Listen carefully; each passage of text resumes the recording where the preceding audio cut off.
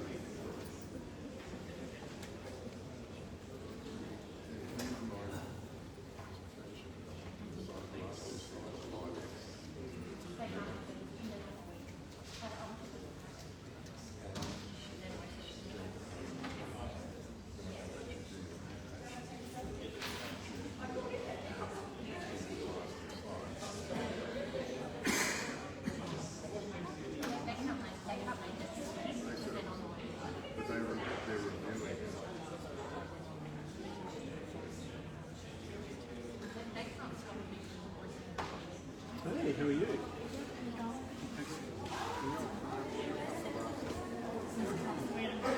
Telling me my reputation's fine.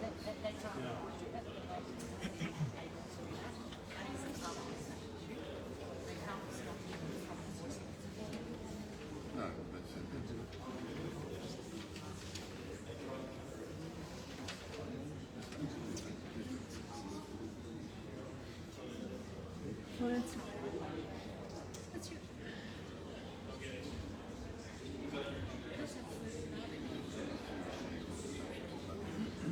Alright, so you know what?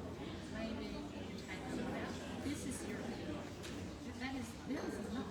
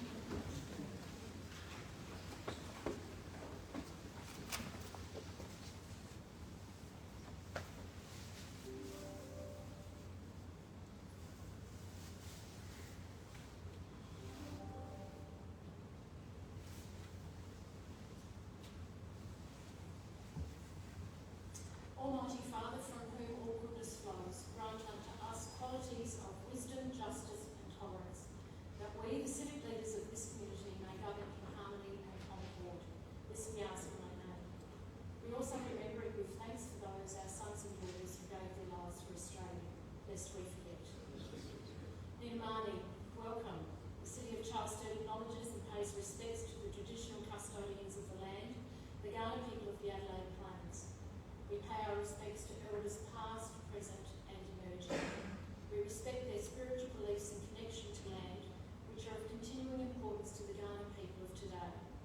We acknowledge the contributions and important role that Aboriginal people continue to play within our local community here in Sturt. We also respect the culture of Aboriginal people visiting from other areas of South Australia and Australia. Please be seated.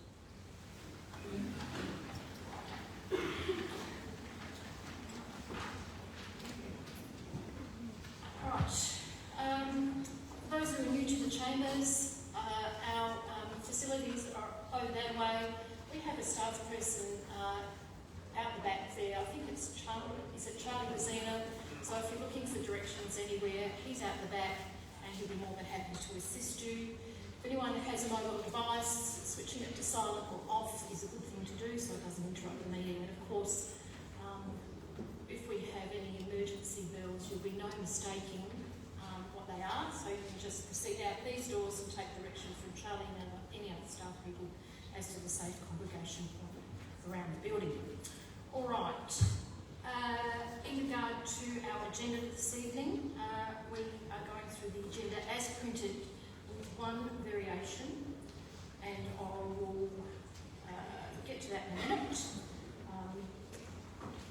But in the meantime, I'm going to move to item 1.2, apologies and leave of absence. Have an apology from Councillor Nicole and leave of absence from Councillor Kinsey and also Councillor Cynthia. Is that everybody? 1, 2, 3. Yep, beautiful. All right, moving to part 2, confirmation of minutes 2.1. The council meeting was held on Monday, the 27th of May 2024. Can someone move the recommendation that those minutes of the meeting be adopted? Councillor Edgar.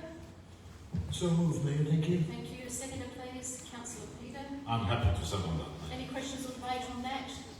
Put the motion to the vote. All those in favour? Any against? Sorry, I'll just put the vote again. And all those in favour? Any against? None against. That's carried unanimously. Thank you. Now, I'm going to seek leave of the meeting. First of all, to accept the request for deputations this evening. Those three, from number 3 right through to number 9, which you have a copy, I hope, is finished to you today.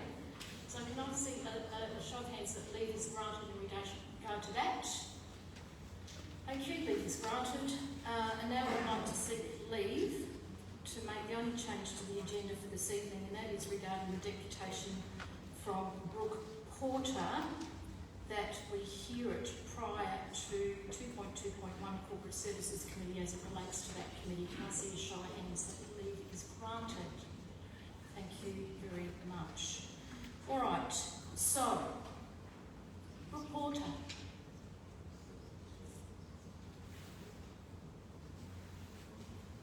Thank you for joining us, Mr. Porter. Mr. Porter, as you're making yourself comfortable, can you confirm that you've received the information about your responsibility and role here as a deputy, that you agree to those things? Yes, Excellent. So you have 5 minutes. At 4, I'll make a noise like this. I'd like it to be known to you and other deputies here this evening. We are strictly adhering to 5 minutes, and I will not be seeking leave of the meeting to go beyond that. So it is your responsibility to ensure that you cover off on your points before that 5 minutes is up. So, Mr. Porter, if you could introduce yourself and just indicate where you live, and then off you go. Sure. My name's Brooke Porter. I'm a resident of White Street at Hamley Beach, and the basic reason I submitted the deputation was to discuss and express concern that the Grange corridor, which is a pathway going down a linear-style park between Chambers and White Street, has been delayed again. So, and for cost reasons, so I've talked to quite a few people on this, but the delayed implementation timeframe is recently announced for Grange Lake Corridor stages 7 and 8 from this point. I'll just refer to them as the corridor if that's okay. I'm sorry, Mr. Porter, I don't mean to interrupt you, but I can't hear you very well. Okay, I'm banking on others won't be able to as well. Could you move that monitor just slightly closer and speak more directly into it? That would be No helpful. worries, no worries. Is that a bit better? Yeah, that's I can better. hear you. I can hear me now. Okay, so as residents of Brighton Chambers Street at Henley Beach, we're astounded that the stages 7 and 8 of the corridor have once again been delayed for budgetary reasons from what I can establish in conversations with Charles Sturt Council members. The corridor stage from Grange Road to Marlborough Street was completed 5+ years ago, and with stages 7 and 8 announced at that time to follow shortly after. In council public correspondence at the time, City of Charles Sturt announced that stage 7 and 8 would be completed in the next 2 financial years. Indeed, the project team visited the site, talked to many people, receiving input for the project. Prior to my leaving on posting to Canberra for work, the project was announced as approved following that public consultation. I was away for 5 years and I've been back for a full year now, only to find out that stages 7 and 8 of the corridor have been delayed yet again. The council's long-term financial plan surely projects more than a year in advance. So let's view this project from a safety perspective and contrast it against the recently replaced serviceable street lighting along this same stretch. The street lights, whilst theoretically not meeting national standards of AS 1158, were replaced without consultation. I've established the council doesn't need to do that consultation, but no doubt at a significant cost. Had the extant lighting not meeting the national safety standard been directly related to a safety to the public incident? Not to my knowledge. There haven't been any crashes or incidents due to extant street lights, however there have been crashes due to traffic density. A couple of examples I might list. So the corner of Marlborough Street and White Street opposite the Barbers, a vehicle swerved into a front fence of our property due to a lack of visibility along that stretch. So the driver was injured and the property damage exceeded $100,000. The street light replacements were approved and not delayed from what I was told on calling council at the time, conversing by email with Carmen D'Amico. That was the 27th of September last year. The corridor, on the other hand, has clear and tangible safety benefits given the considerable increase in local traffic of late. So when I talk in terms of increase of traffic, St Michael's has recently gone from 7 instead of just year 8 through 12. It's also gone co-ed. That's basically doubled the size of the school. That's pushed the parent pick-up and drop-off zone into Chambers and Wright Street. So there's always cars parked there now, and there's always lots of traffic coming and going. On top of that, you've got parents and kids walking to the school. Cole Motors also sees fit to park unroadworthy vehicles as they're awaiting repair into Chambers and Wright Street. The doubling of the housing density in the street and the constant construction, which is going to go on for a few years to come, has closed footpaths more often than not on Chambers and Wright Streets. This forces people to be dangerously walking across a road in between cars whilst that car traffic or vehicle traffic has increased greatly. So, surmising, we have a greatly increased vehicle and foot traffic, greatly reduced visibility, and therefore greatly increased risk as a result. And now contemplate that the very thing that will counter the greatly increased risk is being delayed again, and that's the corridor. In fact, the density of residences not only further contributes to the risk of harm, but it should be also providing the means to complete the corridor, so increased rates, etc. Yeah. I suggest let's spend on the streetlights and public awareness campaign and simply cease the delay of this corridor any further, just for safety reasons. Yeah. So in closing, my grievance, I guess you say, it's a bit of extreme, is not about council workers doing their job. Indeed, the Henley Square garbage guys are just bloody fantastic, to say the least. And the greenkeeping of Charles Sturt Council is second to none, I can say that. It's just we're a bit disappointed that this has been delayed again and again. That's it. Okay, thank you very much for respecting the time limits too. Open the floor to questions. Councillor Melindy. Thank you for your dictation tonight, and I agree with you. I've had some issues with the delay as well, but I do have some questions for staff, if possible. Sorry, not at this point in time. I'm only local deputy. Okay. I'll wait. Thank you for that, but I'll wait for No, my thanks, questions Wendy. for staff. Thank you. Any other questions for the deputy? All right, then thank you very much for taking the time to come and share your concerns with us, Mr. Porter. Appreciate that. If you've got some notes that you would like us to include in the minutes of the meeting, I'll be happy to do so. You can send those through via our government staff who I believe have contacted you already, which would be great. Now, I'm going to look for a mover for that. Councillor Melindy, this is your chance.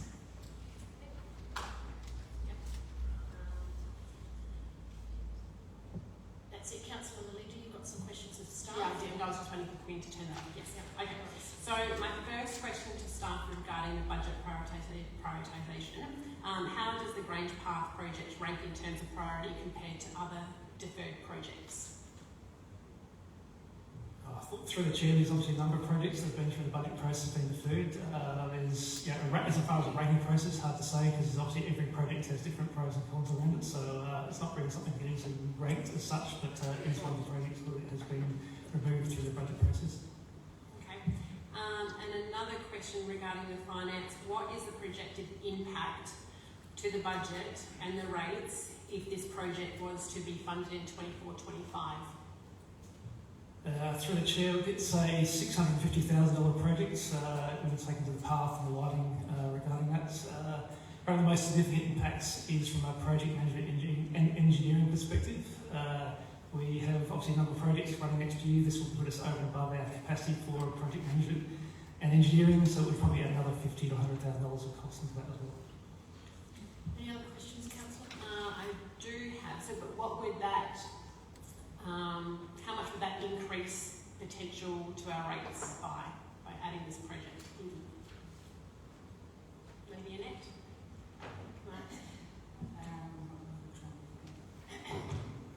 How much did you say? It's about $100,000 increase. Was that, so it's about what, 800? $750,000. Well, this particular project we would have to increase our borrowings by $750,000. So I've just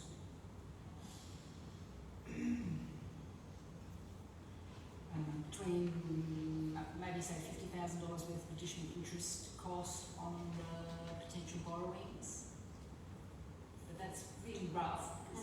You're going to ask me. That's why it's always a good thing to give these sorts of questions to staff prior to coming to the meeting because they can prepare the necessary. Then one more question regarding future planning. What steps will be taken to ensure the Grange Path project is not deferred again in the 25-26 budget? Yes, through the chair, that's a 25-26 budget process question.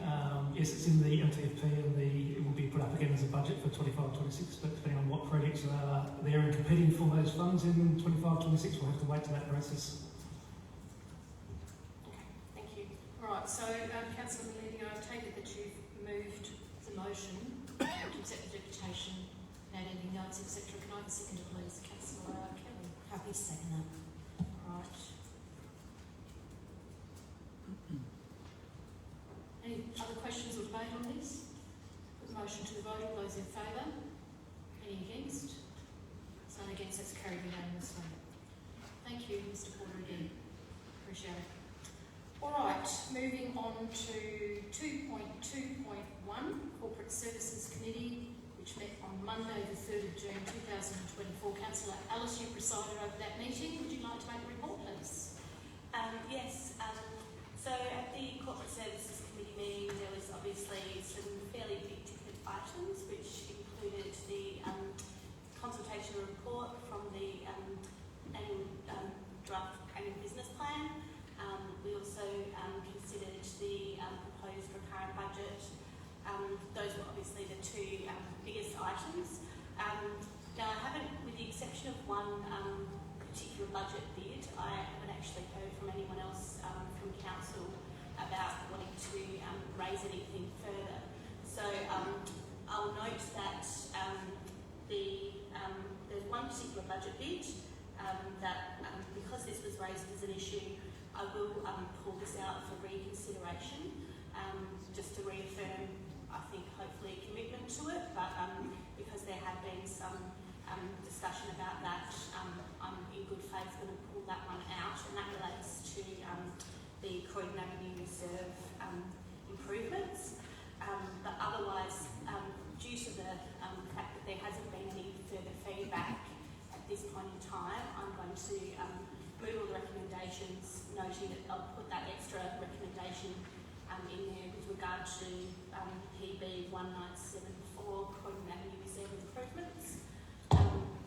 Otherwise, I'll certainly take questions. Obviously, we also had, actually have to make one thing clear, and that's at the moment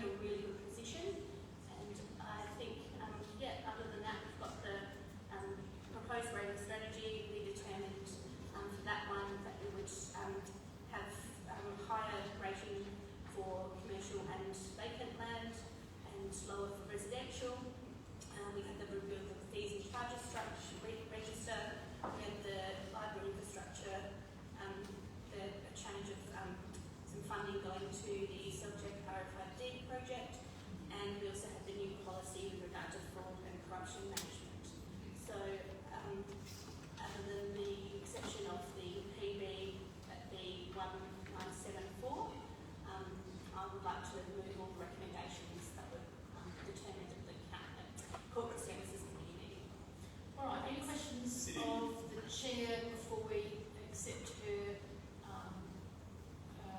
endorsement of the recommendation, any questions, Councillor Michael? No? Okay. Well, Councillor Ellis has moved that way, and we've got Councillor Michael seconding that. Do you wish to comment? Yes, thank you, Mayor. I'll move to second that motion. We had a pretty healthy and fulsome debate at the committee meeting, so I thank the councillor for taking us through that, and I hope everyone supports it. Excellent. Councillor Kelly. Can I just ask a question in regards to the deputation before, in regards to the Grange Lakes, the corridor, the path? 750,000. Is there something else in our budget that we could swap that for? Because obviously we're hearing that it's a safety issue with obviously the expansion of St Michael's, etc. And the safety issue, would there be something else in there that we could re-look at and revisit to take out to swap that? In this meeting, I would suggest that you don't contemplate that. I think that that would be something that you could contemplate outside the meeting, and because it's already been indicated by the financial officer that we would have to take a loan out in order to fund that, I don't see that there's going to be a significant detriment should you wish to bring a motion back to council at the next meeting.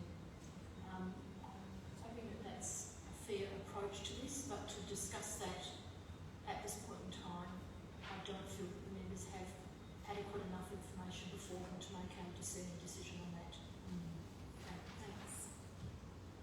All right, so we have a move and a second around it. Any other questions regarding this report? The minutes of the meeting? Okay, put the motion to vote. All those in favour? Any against? None against. That's carried unanimously. Thank you. And now we're moving on to PB 1974, very mysteriously named. We don't know what it's about. And now, Councillor Ellis, what motion do you want? So on recommendation, just to reaffirm that remain in the budget. PBB 1974, Croydon Avenue Reserve. I'll just double check what the actual title of the. No, I guess Croydon Avenue Reserve. Improvements at Croydon Avenue Reserve.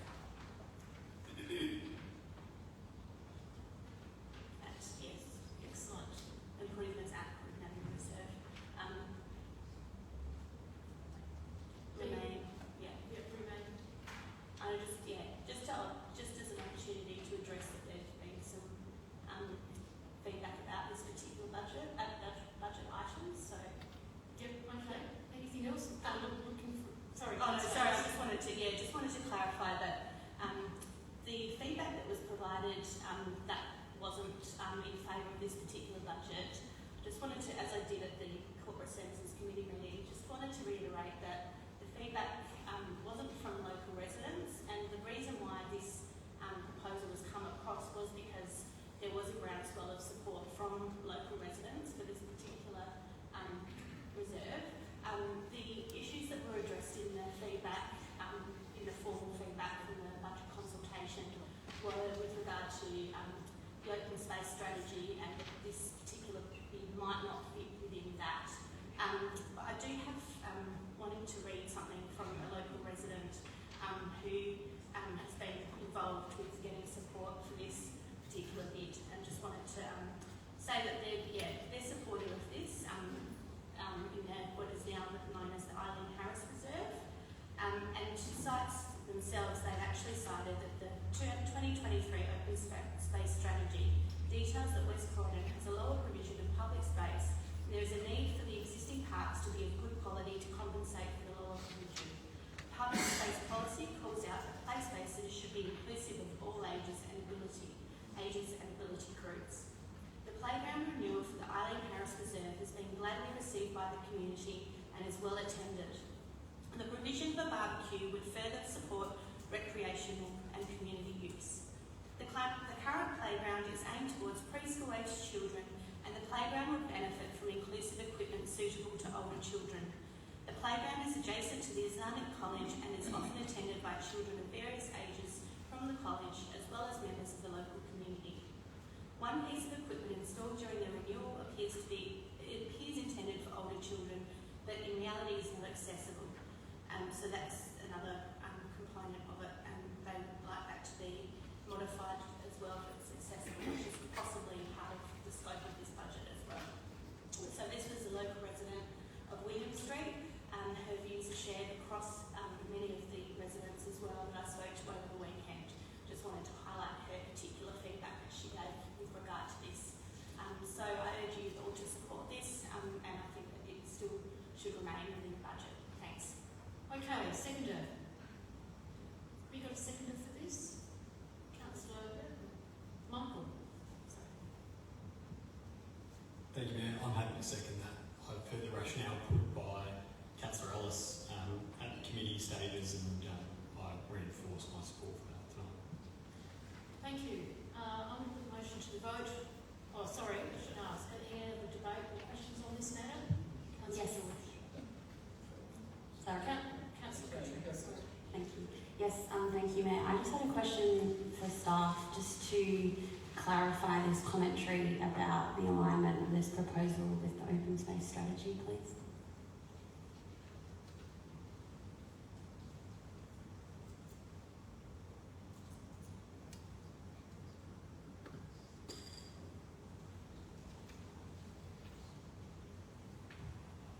Through the chair, look, I guess this is reserved with a open space strategy around barbecues in the amenity areas. So this is a neighbourhood reserve. It's correct. So that aligns with that from what is on the reserve and what's in that amenity for that reserve. Okay, thank you. So you're clarifying that the proposal that's in the budget does actually align with the open space strategy, because that was some of the feedback I think in the consultation, that a suggestion that it didn't. No, that's through the chair. It doesn't align exactly with this open space strategy. So that's this reserve would, as the feedback in the budget papers, that this doesn't actually, the proposal doesn't align exactly with the open space strategy. But in regard to it being a neighbourhood reserve, what strategy or what framework does it actually align with, please? So through the chair, it's obviously there for playgrounds, open space, recreation, grass reserves, but typically barbecues or toilets and those large infrastructure facilities are not on those level reserves. Right, okay, thank you. Right, Councillor George. Yes, thank you, Mayor. Members, this is a response in terms of the consultation period that at the highest level of support there were 10 people who wrote in relation to those written submissions of 110 that did not support this.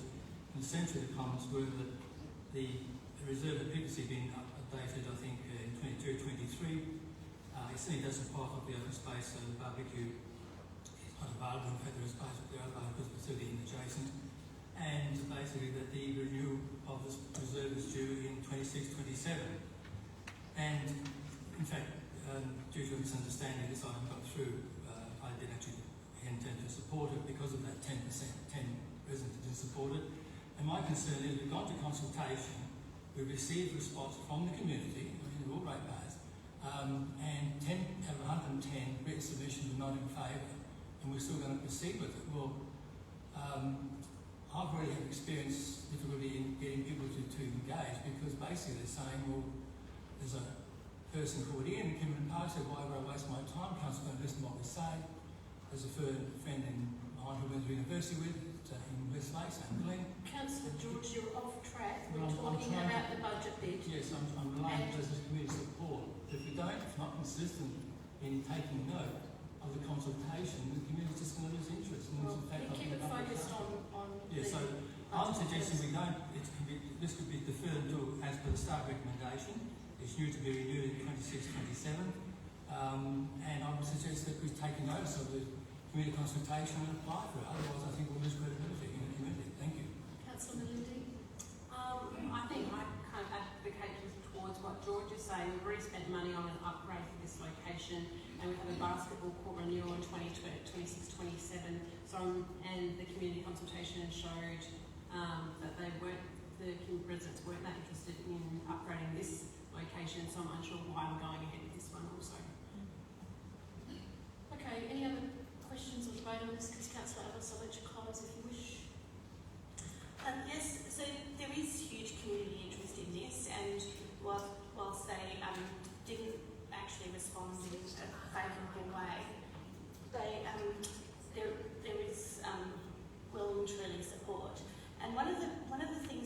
got to contend with in regard, and the open space strategy does actually mention this, is that there's certain areas in our city that don't have a great deal of open space, and West Croydon and Croydon area is unfortunately one of those where there is very limited parks and playgrounds around.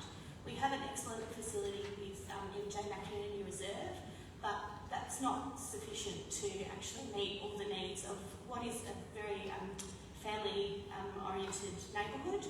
There's a lot of kids in the area, there's a lot of young families, and we need our parks to actually reflect what needs should be met within those and facilities there. So, as I said, I've spoken to several families over the weekend. They're very, very much in favour of this. We need to make the most of the small open space that we do have in West Croydon and provide what's needed for those communities. And the open space strategy really does hone in on that and addresses that. And at the end of the day as well, it is a strategy. It's not a compliance document. It's not something that we have to comply with regard to every single project that we undertake.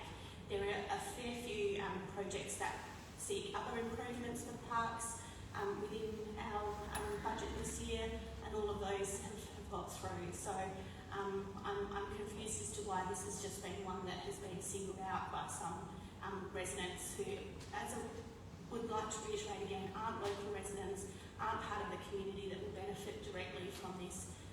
But also the community will benefit significantly if more people are using this particular reserve and take pressure off McInerney. So I really hope you all support this. Thank you. The debate's been closed and put motion to vote. All those in favour? 1, 2, 3, 4, 5, 6, 7, 8, 9, 10. Those against? 1, 2, 3, and the motion's carried. Thank you.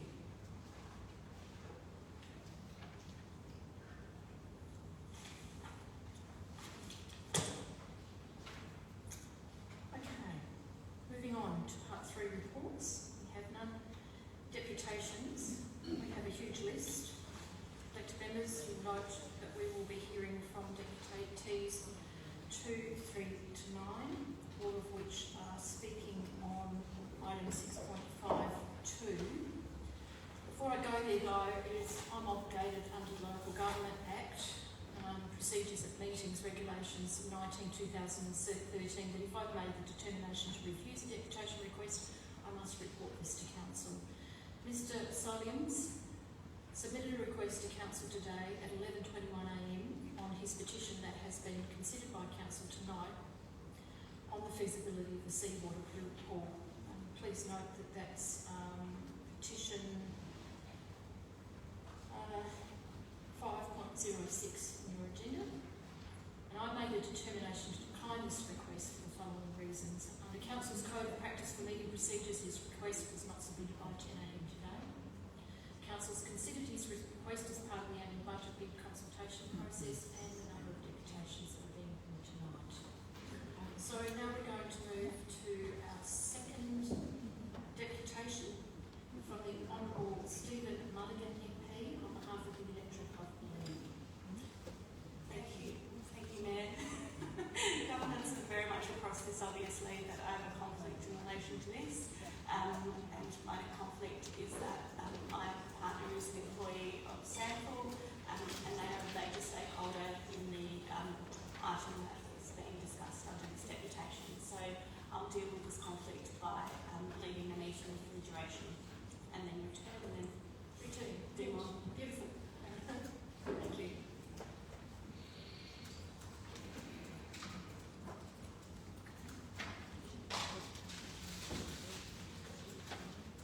It's not you know how this works.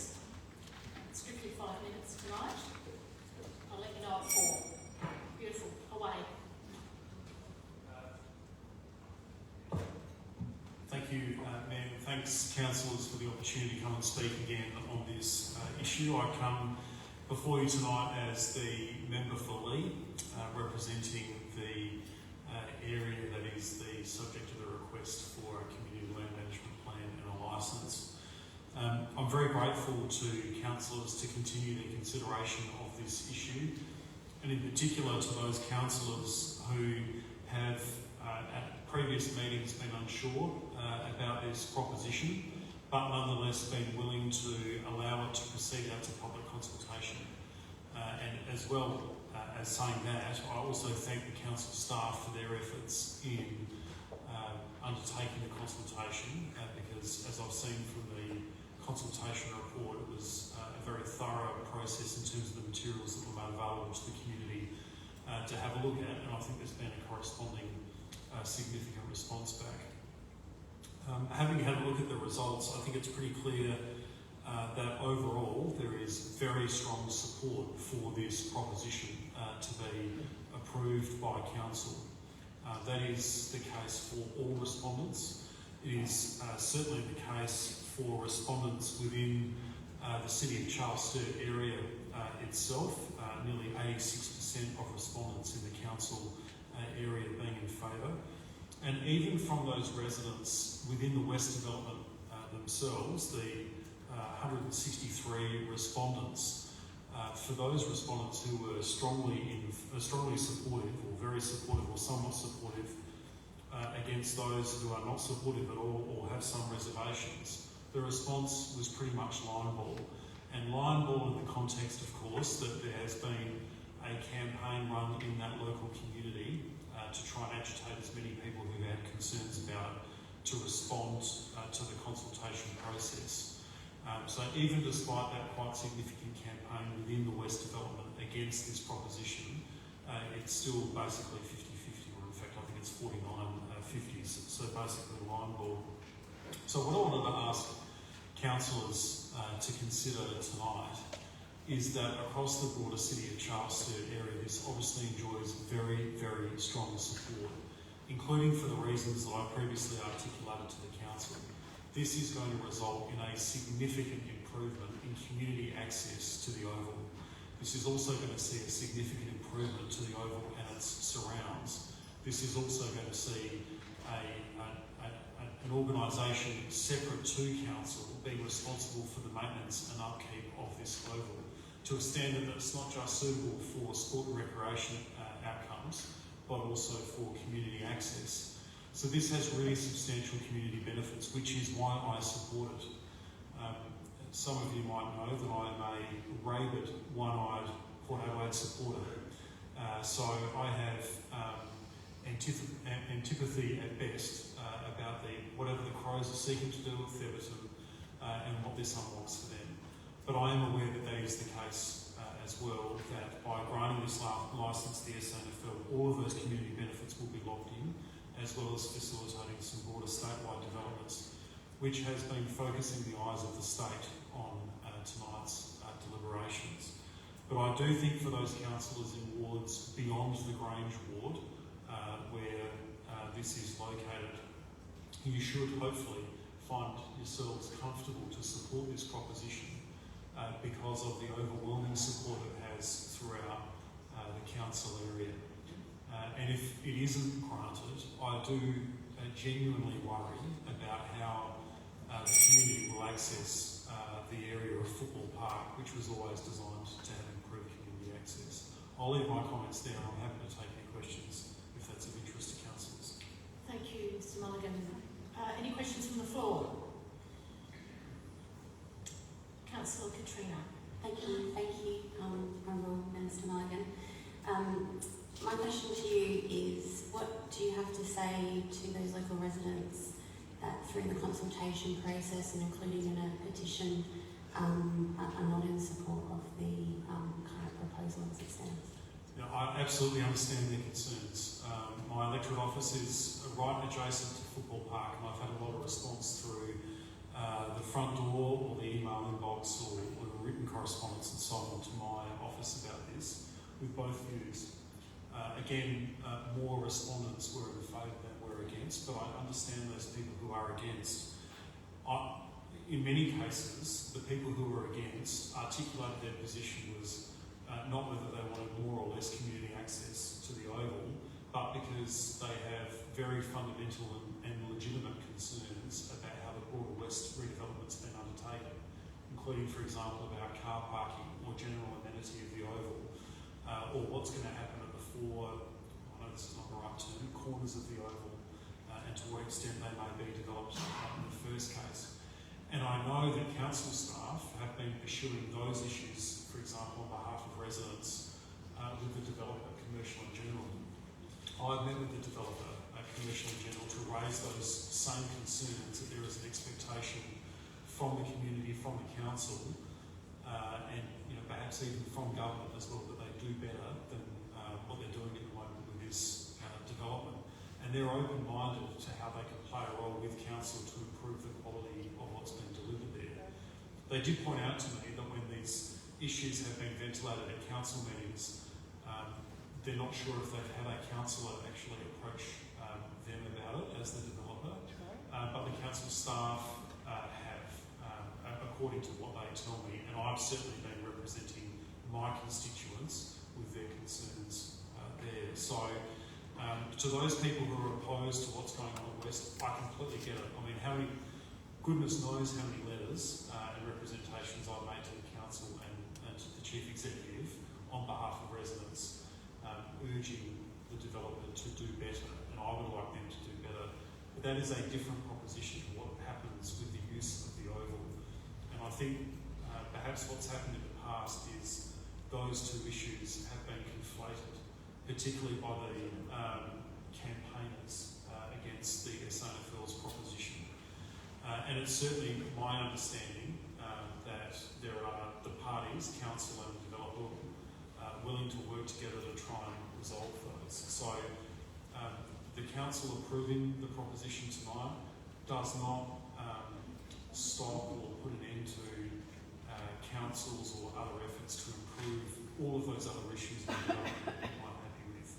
And as I indicated the last time I made a deputation, those residents and the council continue to have my support as the local member to do what I can to try and broker better outcomes that the developer is delivering, because in varying extents I think we've all been let down by them in the past.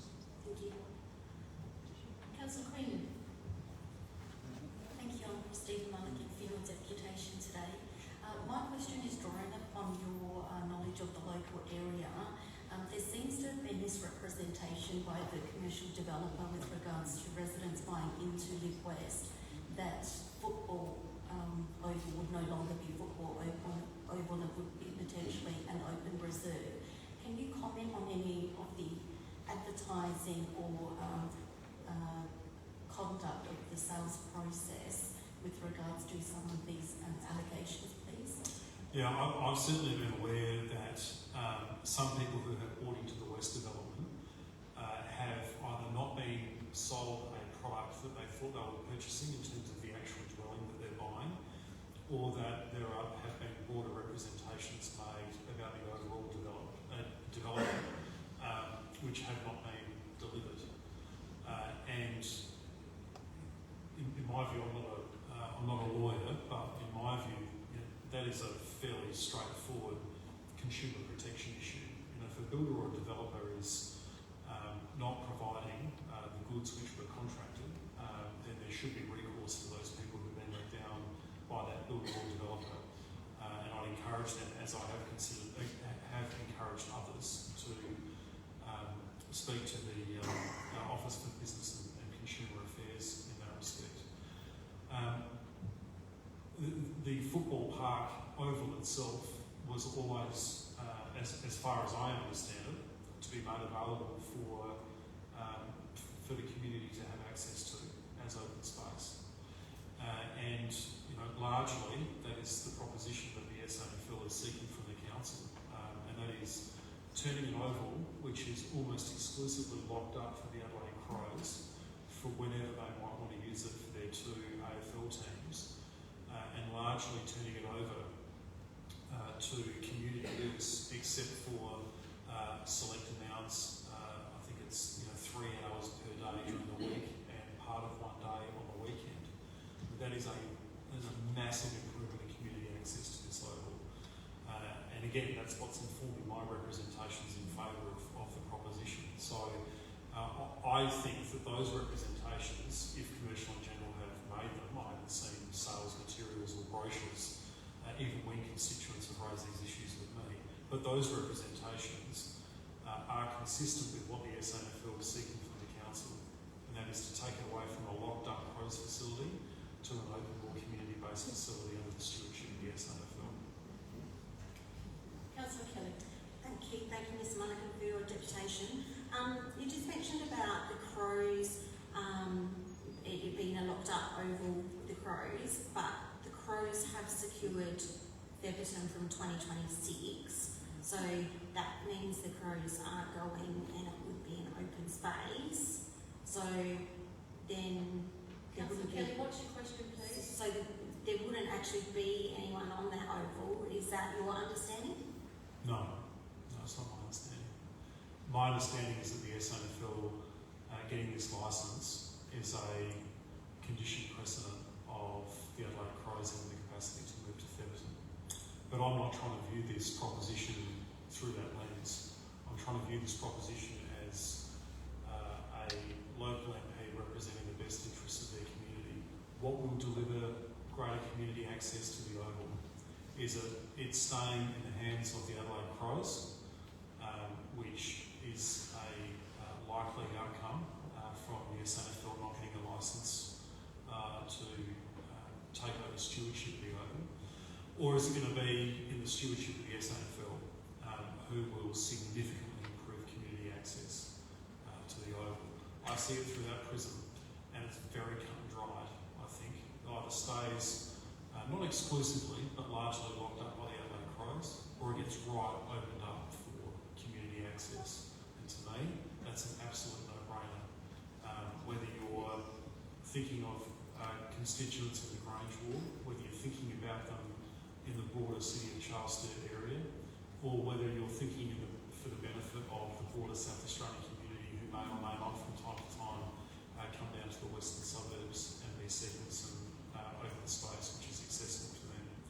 I think on all of those different lenses, this is a really important proposition about giving open space back to the community for more equitable access that they currently don't have. So I'll just rephrase my question in a different way. Sure. Are you aware that the Crows have got a licence at Theberton Oval from 2026? I am certainly aware that the West Thank Time... you. I don't believe This you is are. not a cross-examination. No. I can Mr. answer your Mulligan- question. Mr. Mulligan, I please would ask you to answer the question. Thank you. So I'm aware that the City of West Torrens has granted them a licence, but that is not the condition precedent for the Adelaide Crows to be decamping from West Lakes over to Theberton. That is one of them, but not the only one. They need, the SANFL needs to have access to a facility, which is what's being contemplated tonight, and that is the granting of a very similar licence, not to the Adelaide Crows, but to the SANFL. So I don't want anyone listening to this conversation or exchange to be under the misrepresentation that because of what was granted at Theberton last week, it's now a fait accompli and the Adelaide Crows absolutely will be leaving West Lakes on a particular timeline, regardless of the decision that gets made here. That would be a gross misrepresentation of what's going on. It's really important to understand that if you want to look at it through what's going on with the Crows in the future, that there are a number of different arrangements that need to be entered into for different organisations. But I'm not looking at it through that prism. I'm trying to look at it through the prism of not what the Adelaide Crows are doing and is in the best interests of their football club or their members. I'm trying to look at it through what's in the best interests of residents in the City of Sturt and in particular in the Grange Ward as well. And if you look at it just through that prism, as a grassroots local MP or a local councillor, then it's absolutely in the best interests for the council to be granting this improved community access to this open space. Mr. Mulligan, thank you for Thank you answering very that. Is there any other questions from the floor? Thank you, Mayor. Thank you, Mr. Mulligan, for your deputation. Just for those residents in the West Development who feel that they've been victims of, say, false marketing from commercial in general, I know you said you've referred them to the appropriate department to assist them, but can you just help us understand what are the tangible actions you might take to assist those residents? Yes. So I guess I've given them the advice insofar as I can. Again, not being a lawyer or as a member of Parliament, not being able to provide them with legal advice about what their options are. Sure. And without providing you an exhaustive list, the options are, of course, making those representations directly to the developer, although usually by the time they come and see me, they might have tried that and it's gotten nowhere. If they have a contract or they have some other material that's been presented to them in the course of securing their sale for perhaps the townhouse or the apartment or whatever dwelling they've bought for them, that is not in accordance with the product of what's been delivered to them, well, that on the face of it would seem to be a breach of consumer protection laws here in South Australia. And so the first port of call, without wanting to go to the expense of having to engage your own private lawyer and seek your own legal advice at no doubt some considerable expense, would be to go and get some advice from a government agency who can perhaps help give you some support in that respect. So providing with that option as well, or for those constituents who feel like they absolutely do want to pursue their legal rights, then of course there is the option of getting legal representation and treating it as a civil dispute under the appropriate consumer protections. I have, outside of this issue, I have had a number of meetings with Commercial in General where I've continued to raise with them the feedback that I've had from my constituents about the West development. The lack of thoroughfare, for example, once the road was closed off adjacent to the Grange Golf Club that used to take you through to the alley before it was eventually rerouted and reopened. The lack of car parking, the lack of progress on different stages of the development which have been left bare, and quite often, we do live in a windy part of Adelaide, close to the beach, can whip up dust and so on, as well as that general lack of amenity throughout the development when there are parts that are left undeveloped.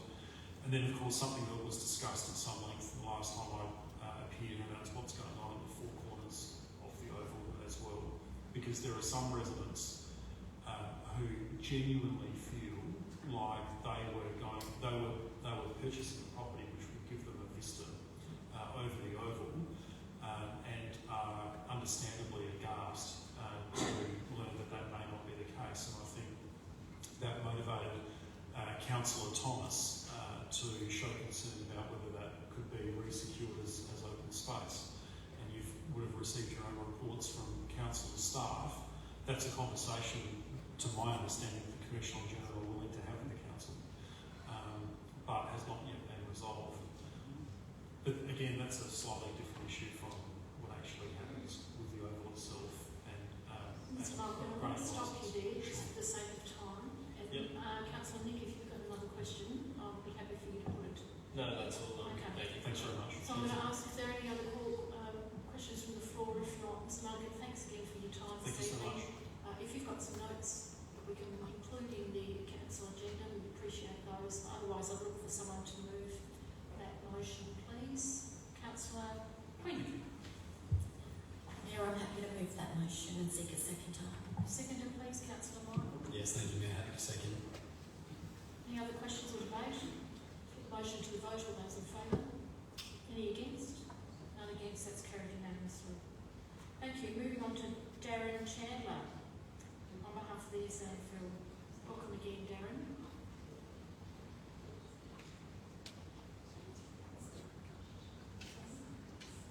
Oh yes, I've got to get Councillor Alice back. Sorry. No, Darren, please take a seat. We'll get Alice. This is for those who are uninitiated. Unfortunately, because of the nature of the conflict of interest, she has to make that declaration at the beginning of every issue or item that comes before council where that conflict of interest exists. coming back in and redeclaring is going to be part of this. It's a bit laborious for us, but never mind. More so for Councillor Alice. Councillor Alice, we're moving on to deputation 3. Mr Chamber, would you like to make your declaration, please? Yes, I'd like to declare conflict of interest in relation to this item, as my partner is an employee of Sandford, and this relates to Sandford as a key stakeholder in the item. So I'll deal with this by leaving the meeting for the duration of this deputation. Thank you.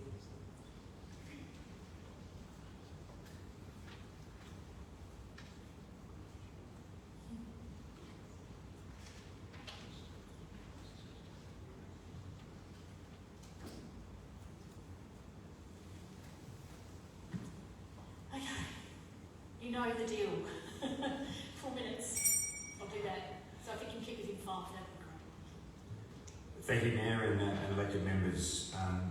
Let me start by highlighting who the Sandford is. I think it's really important. We're a non-for-profit organisation. Our purpose is to create fun, safe and inclusive environments which connect communities and allow everyone to thrive through the enjoyment of footy. Every dollar we make, we invest back into sport and the community, providing opportunity for people of all ages. It's also important I recap on what our proposed use of Football Park will be. We won't be playing league football matches where thousands of people will be in attendance. We will be using it for our talent programs, under 16, under 18, girls and boys. And we are not proposing to move Sandford headquarters to West Lakes. Sandford proposes to use the Oval for a maximum of 16% of daylight hours. 90 hours per month, weekdays 5 p.m. to 8:30 p.m. and 5 hours on the weekend. It's been highlighted many times, including by the CEO of the Adelaide Football Club, that the Sandford will not use the Oval anywhere near as much as the Adelaide Football currently does and will do in the future.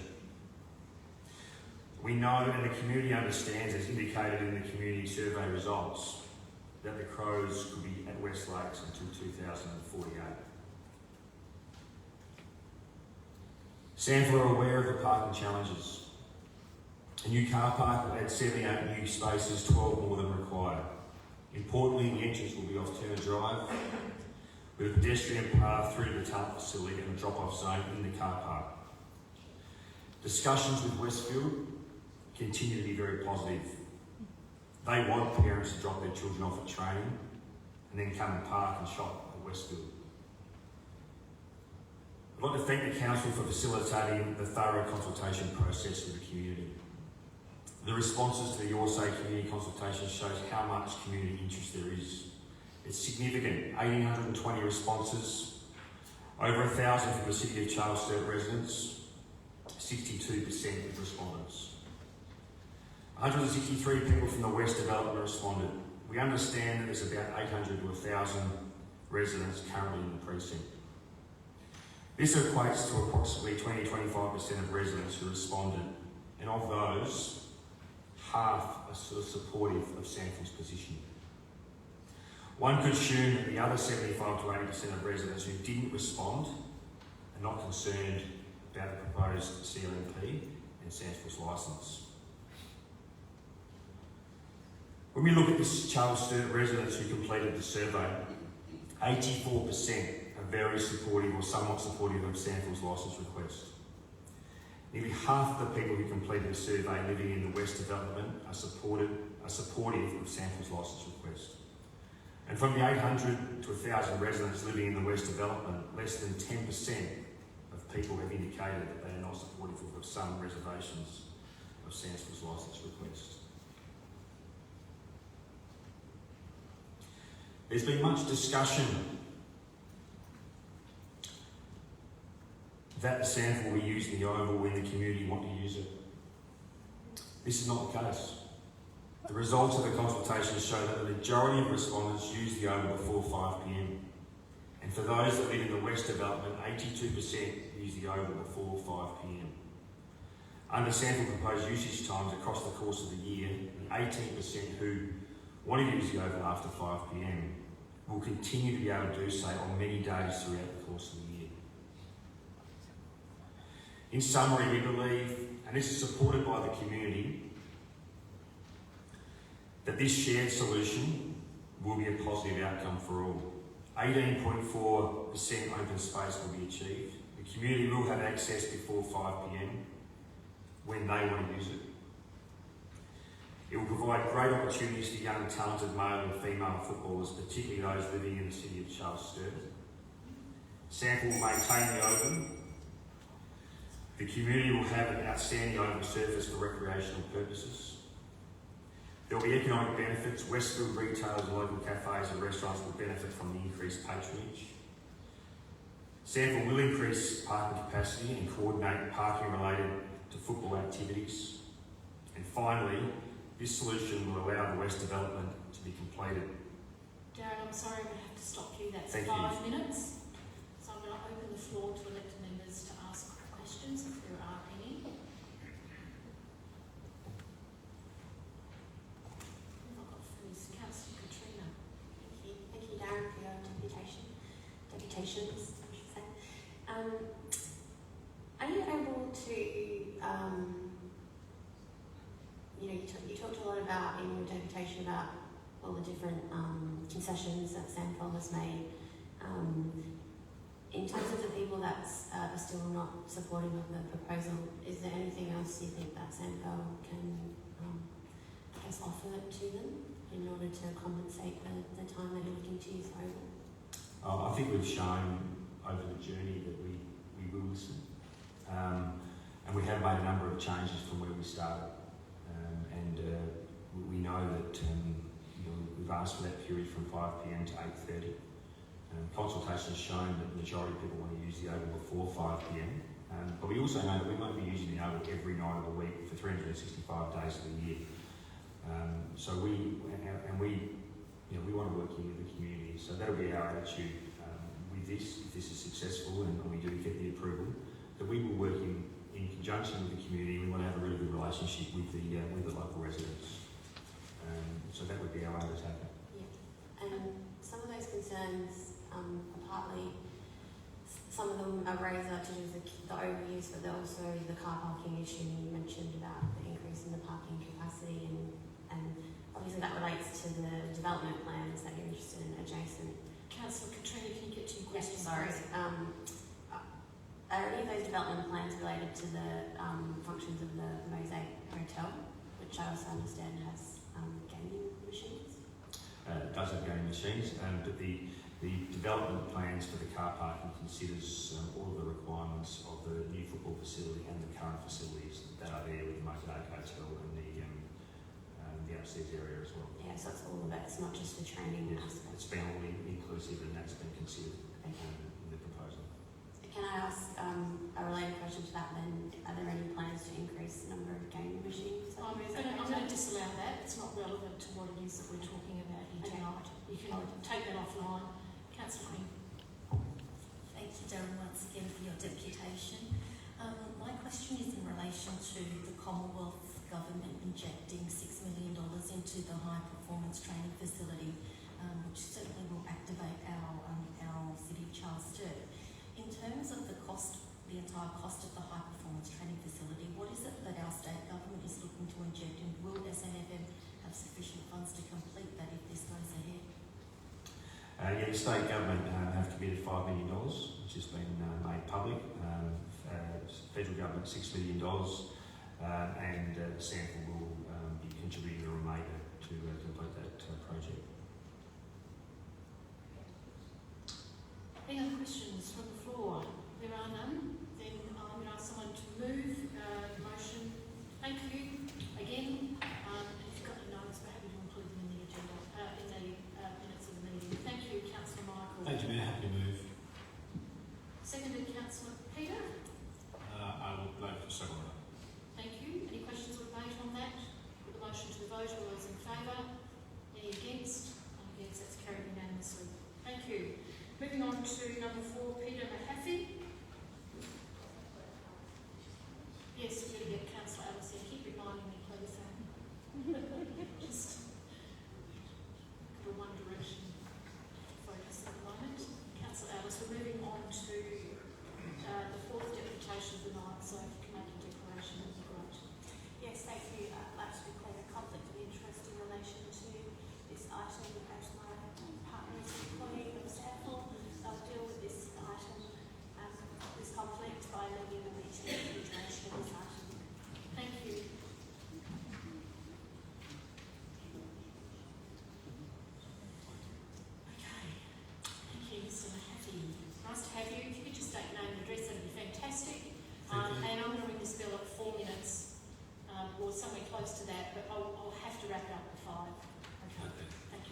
Good evening, everybody. Thank you for the opportunity to speak tonight on this important decision before Council. My name is Peter Mahaffey, and I'm a resident of West Lakes, being a ratepayer here since 1984. The purpose of speaking tonight is that I wanted to give my perspective on the SANFL proposal that I feel strongly about. Having lived within walking distance of the Oval since 1984, I've seen a lot of changes in the area. From SANFL league games each weekend to community concerns when the SANFL erected light towers for night matches and then on to the AFL. And things changed then.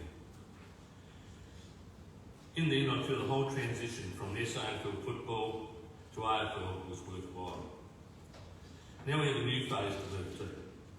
In the 10 years since the AFL moved and the demolition of the stands, all that we have left with now is what you see, surrounded by a temporary fence to hide the eyesore that it is. My wife, my daughter and myself walk through the area probably up to 5 times a week, depending on weather, depending on other commitments. Passing football park each time, I think to myself, when will this be finished? During the recent school holidays, I took my 6-year-old granddaughter to a football clinic run by the Crows. She absolutely loved it. While I was there, I had a good close look around. Each end behind the goals are dust bombs. Unkept, ugly areas. Thank God for the fence at the southern end to hide it. But there's a disgrace at the northern end, even bordering on unsafe, given the drop from the footpath to the Oval. On the eastern side is the Crow Shed. We all know why they're still there, after numerous attempts to secure a better location. The Crows have no reason to improve Football Park while they're there. They have the lease until 2048, albeit they want out. Now, who have the SANFL wanting to develop land they will purchase adjacent to the old Checkside Tavern and use the Oval 16% of daylight hours, leaving the space to the general public for the balance of that time. While the Crows remain, their need for the Oval will probably increase as their AFLW season starts late in August and goes through to December. And the AFL want to expand it further. I've read with interest, currently the Crows have 100% use, and if they want the Oval, they have it until 2048. I've read with interest some of the letters and emails on the council website, and I'm not sure that these people have read the SANFL proposal or even want to consider it. One of the main concerns in most of the comments were parking, traffic and noise. Didn't these people read about the 78 car parking spaces the SANFL will provide? As the traffic congestion over the years, people from the east would come down the boulevard and turn into Turner Drive, and from the south they'd come on Sportsman's Drive. But we're not talking about the tens of thousands that came to the Football Park Amy Stadium facility over the years. We're talking about a handful of family that may want to come and watch their son or daughter try out for a rep side. As for noise, what do those residents think of the current situation near the Crows training sessions? There'd be no difference. It's not my intention to pick holes in why they want to do this. The way I see it now, from what we know, from what will happen is the Adelaide Football Club are a football park in 2048.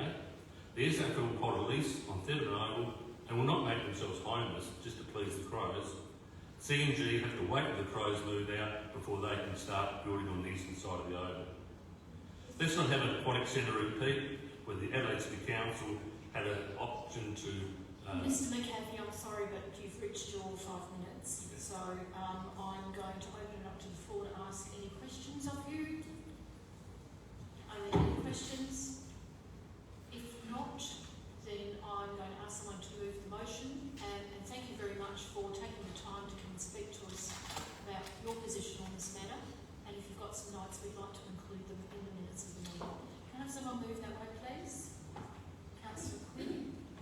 Mayor, I'm happy to move that motion. motion, seek a second, please. Thank you. Can I have a second? Councillor Meyer. Yes, I'm second, Mayor. Thank you. Thank you. Any questions or debate on that? There are none. Put the motion to vote. All those in favour? Any against? None against. That's carried unanimously. Thank you.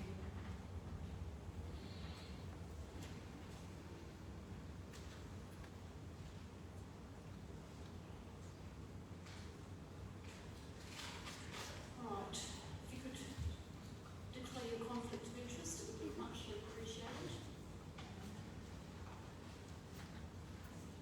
Thank you, Mayor. Declare a conflict of interest in relation to this item, as my partner is an employee of Sandville, and I'll deal with the conflict by leaving the meeting for the duration of this item. Thank you.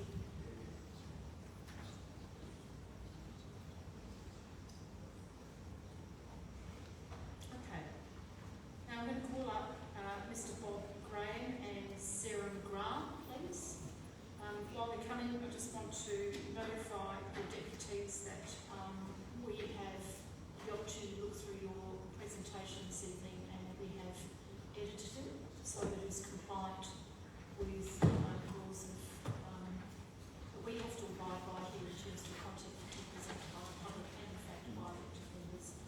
So you're welcome to start, and I will be ringing the bell at 4 minutes, and you have 5 minutes to wrap up in total. Thank you.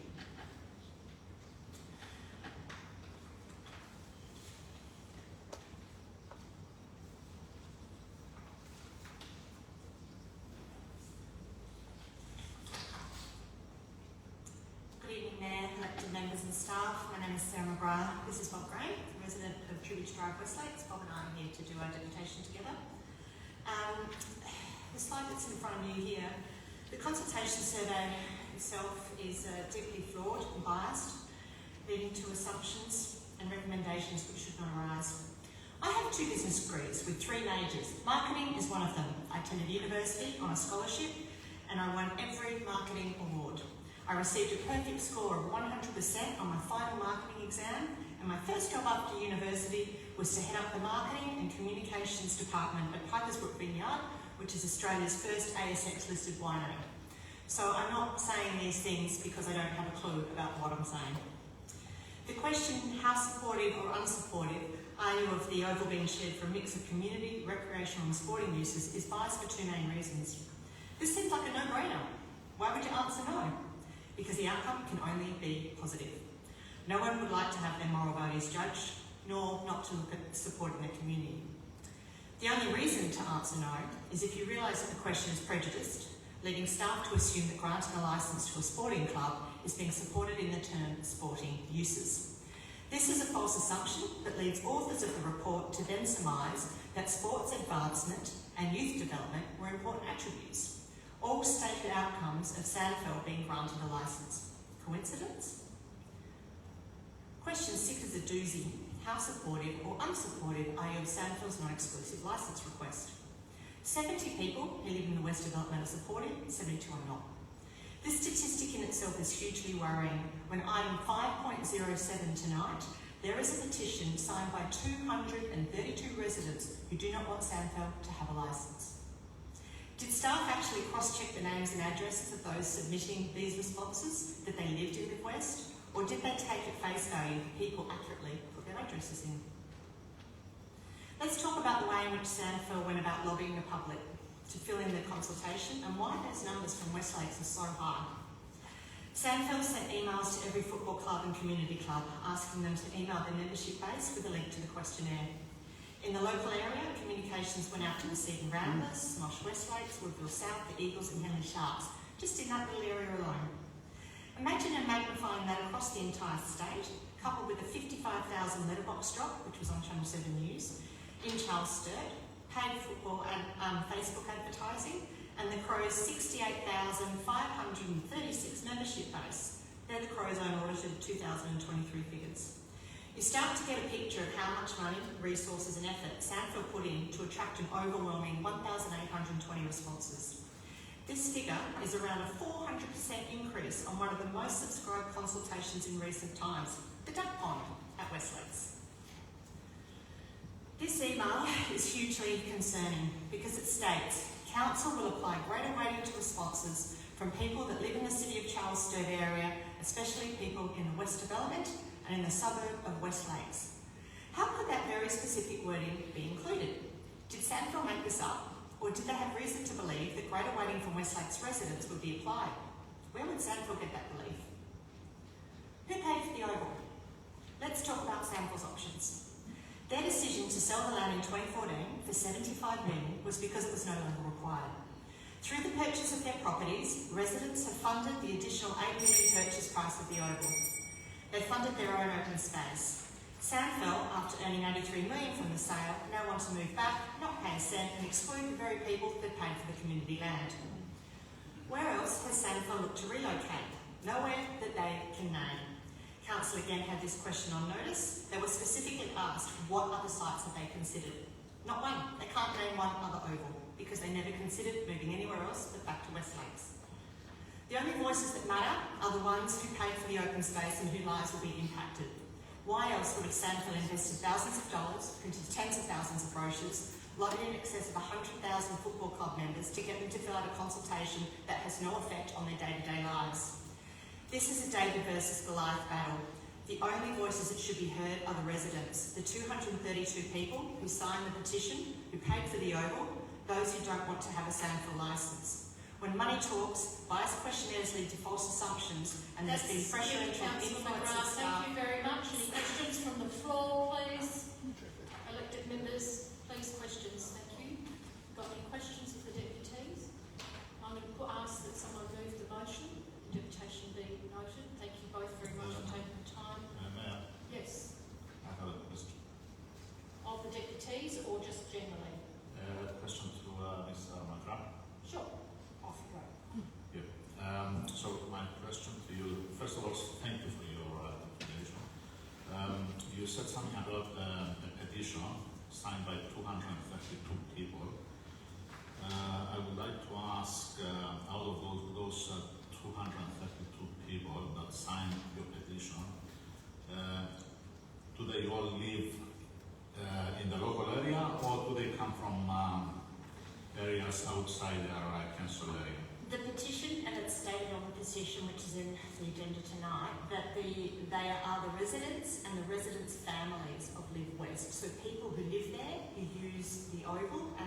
So all of the names on that petition are residents and residents' families. And a couple of business owners, I think a couple of the cafe owners who live there also signed their names to it. Okay, thank you. Councillor, that's it? All right. Councillor Melindy? Yeah, I have a question. If the residents that you're advocating for don't want Sandville in this location, what do they want? Or do they is it just Sandville they don't want there, or what would they like to have instead? That's a great question. They've not been asked, so I can't answer that on behalf of them. That's what I need to know. Well, that's a separate question. Absolutely separate question. That's something that was specifically you would have to ask. We've had that asked and answered. Councillor Nick? Thank you, Mayor. So you mentioned before that a large volume of marketing has been done by Sandville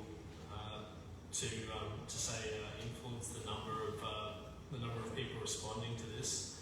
I just wanted to know what your thoughts are, because if we cut out everybody who doesn't live in the city, Councillor Nick, you everyone. need to get to the question, please. Sorry, I'll get to it. No, you won't get to it. You have to ask it now. So if we look just at the West Development responses, it comes to 50-50, even if we cut that out. So can you just I'm provide- saying that is an incredibly biased number when you look at this. When you look at the petition and you look at that particular wording from that email that Sandville sent out, that one was to Henley Sharps, that gave greater weighting. Now that is something I've never heard in my time here at council, that we provide greater weighting to one group of residents over the other. And those numbers don't stack up. The 72 versus 70 do not stack up against the 232 residents that signed a petition saying they don't want a Sandville. Now, why that happened is another really good question. It's not a question I asked, but Are those, just one more, are those the same people, the people who signed the petition, Councillor are they the same people? Councillor Nick, I just want to remind you that when you ask a question, even though you're asking it of the deputy, it is done through the chair. Yes. So if you would just through the mind chair. my direction, please. Thank you. So through the chair, the people who who signed the petition, do they align with the people who were not supportive in the West Development? I don't have the names and addresses of all the people who were not supportive, so unless you give me some kind of detailed analysis and I can do some data forensic check, I can't answer that question either. Okay, Thank you. Any other questions, Councillor George? Yes, through the chair. Thank you. I beg your pardon, Councillor Michaels was first. Sorry, Councillor George, we'll get to you. Through the chair, and thank you for your deputation. The 232 residents subject to the petition, are you suggesting then that we listen to those over and above and at the exclusion of every other voice in the City of Charleston? I'm saying yes, they paid for the oval, it's their open space. They are the ones who are affected by these decisions, no one else is. Councillor George. Thank you, through the chair. Thank you, deputation. Just clarification on the question you made on your PowerPoint.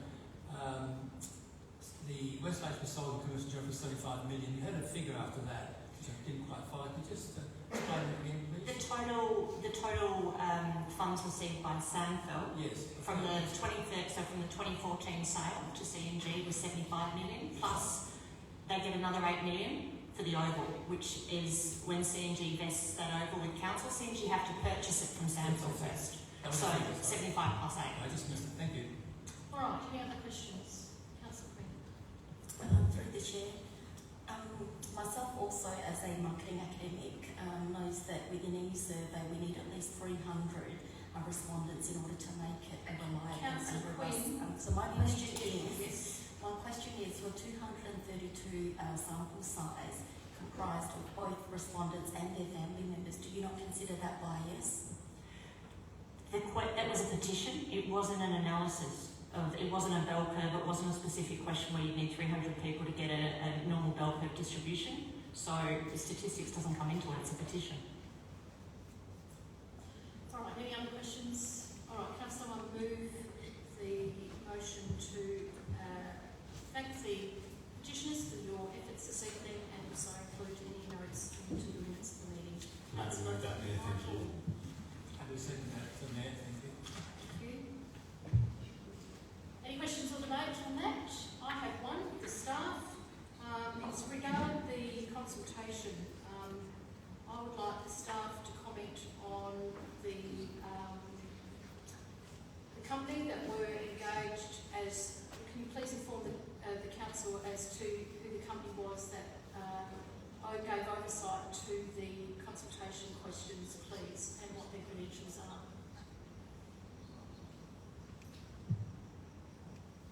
Through the Mayor, we engaged a company called Intuito. Intuito has conducted our community survey previously, so we asked them to review all of the questions that we created, and they did that to ensure that there was not bias in the questions and the way we asked the questions. And how long has that company been established, to your knowledge? They've got over 30 years' experience in Adelaide working with local government. Thank you. All right, any other questions from the floor with regard to that? Have a mover and a seconder. There's been no debate on that, so I'm going to put the motion to the vote. All those in favour? Any against? None against. That's carried unanimously. Thank you. All right, moving on to Deputy 5. Councillor Ellis can come back in. She's getting her steps up today. We're on Councillor number 6. Yes, please.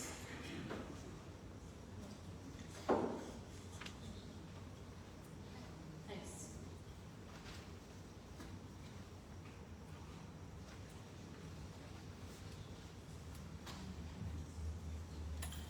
Thanks, Mayor. I would like to declare a general conflict of interest in relation to this particular deputation, as my partner is an employee of Sandford.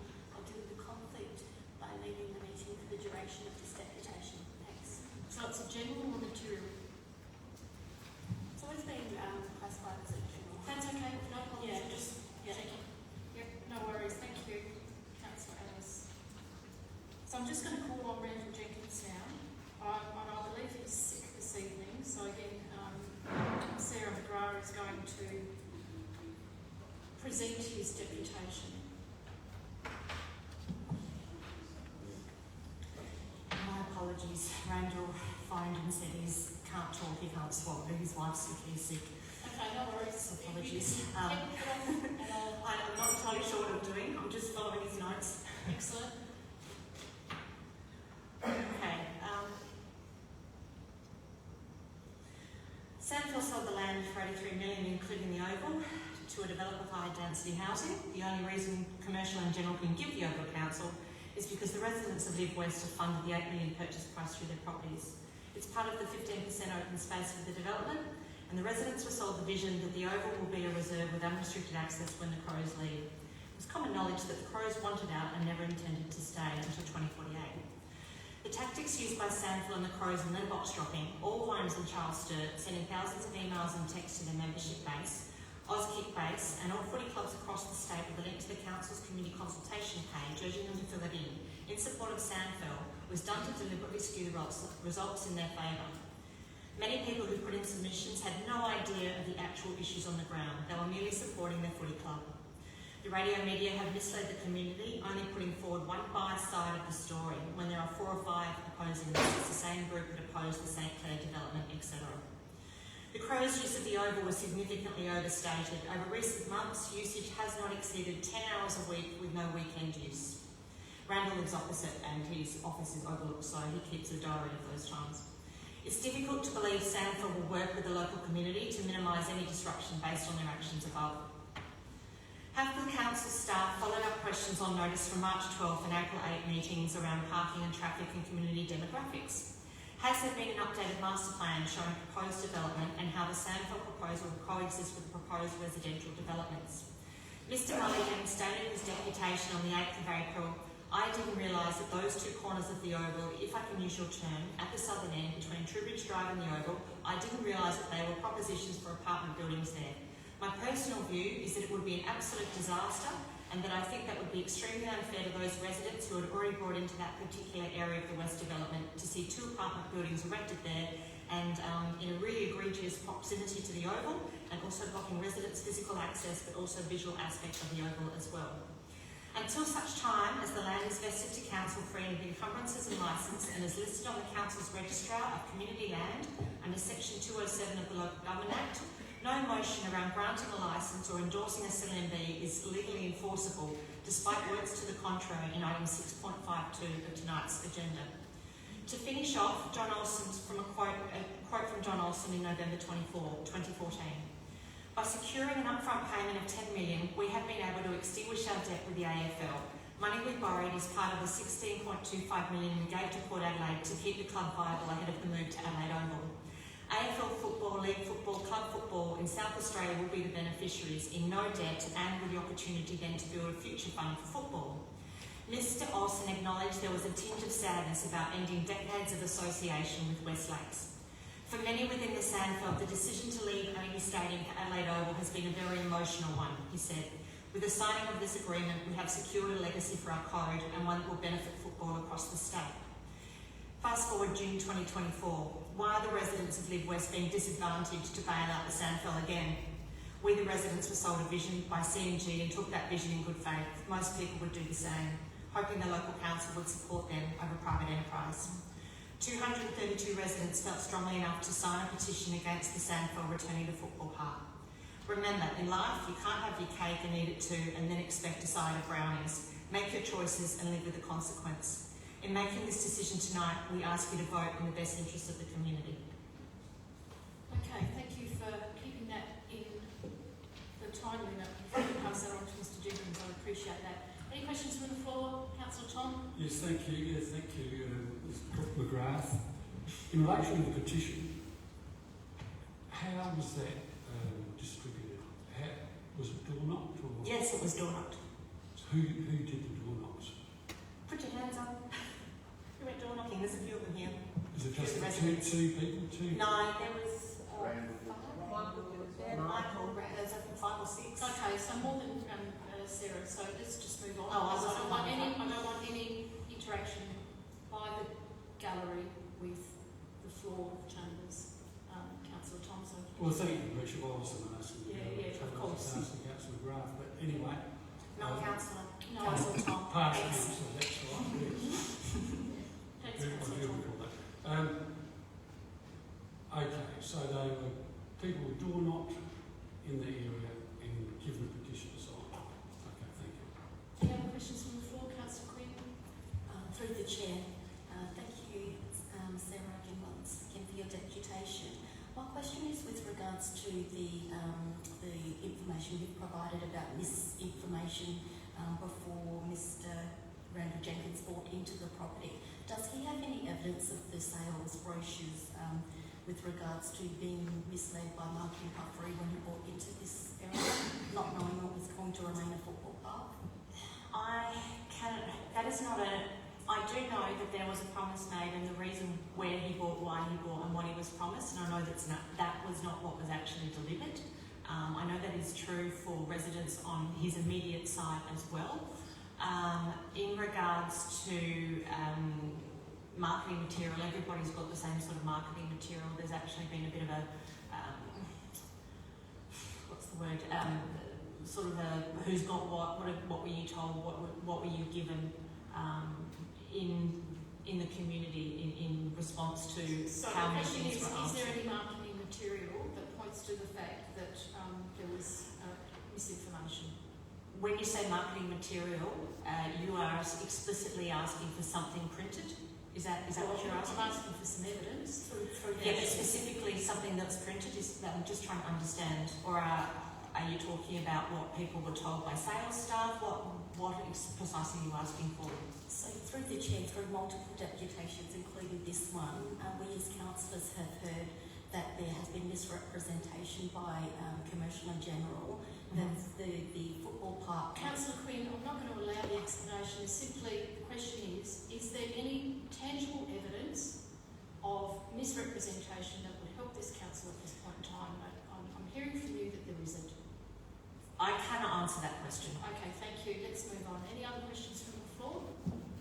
There are none. Can someone move that we extend our thanks, first of all, to Mr. Jenkins, who I know couldn't be here this evening, but Sarah, thanks for taking the seat. And can I get a mover and a second? Yeah, happy to move, Mayor. Thank you, Councillor Nick.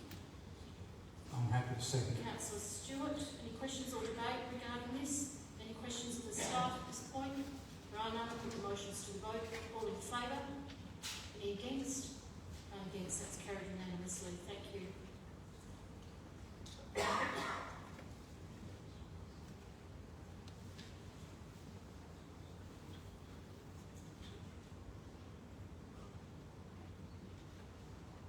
Just noting the time is 8:30. Not sure if that's significant to you. Councillor Stewart? Yeah, no worries. Councillor Ellis, we're at Deputation 7. Mr. Bracken. Thank you, Angela. I declare a general conflict of interest in relation to this item, as my conflict is that my partner is an employee of Sandford, and I'll deal with this conflict by leaving the meeting for the duration of the item. Thanks. Okay, thank you.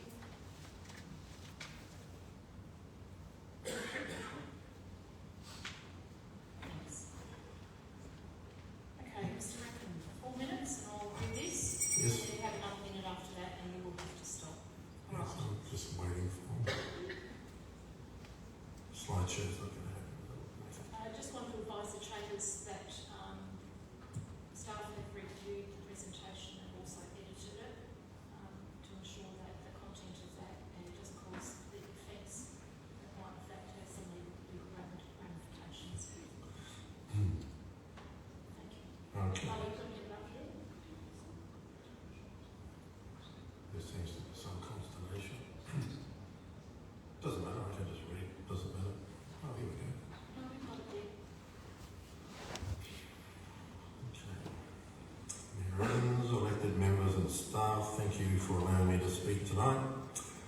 My name is Peter Rackham and I live on Trowbridge Drive in West Lakes, and I'm going to talk about some areas of concern for the residents of the development.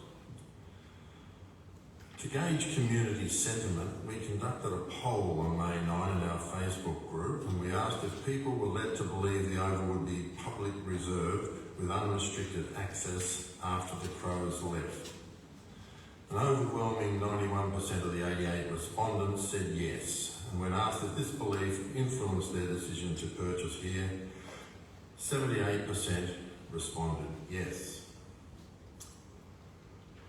The community has spoken. We also collected signatures for a petition which was signed by 232 residents, their families and business owners of the West Development. The petition objects to Football Park being licensed for Sandford for 42 years, as this deprives the residents and their families of the principal usable open space in the West Development.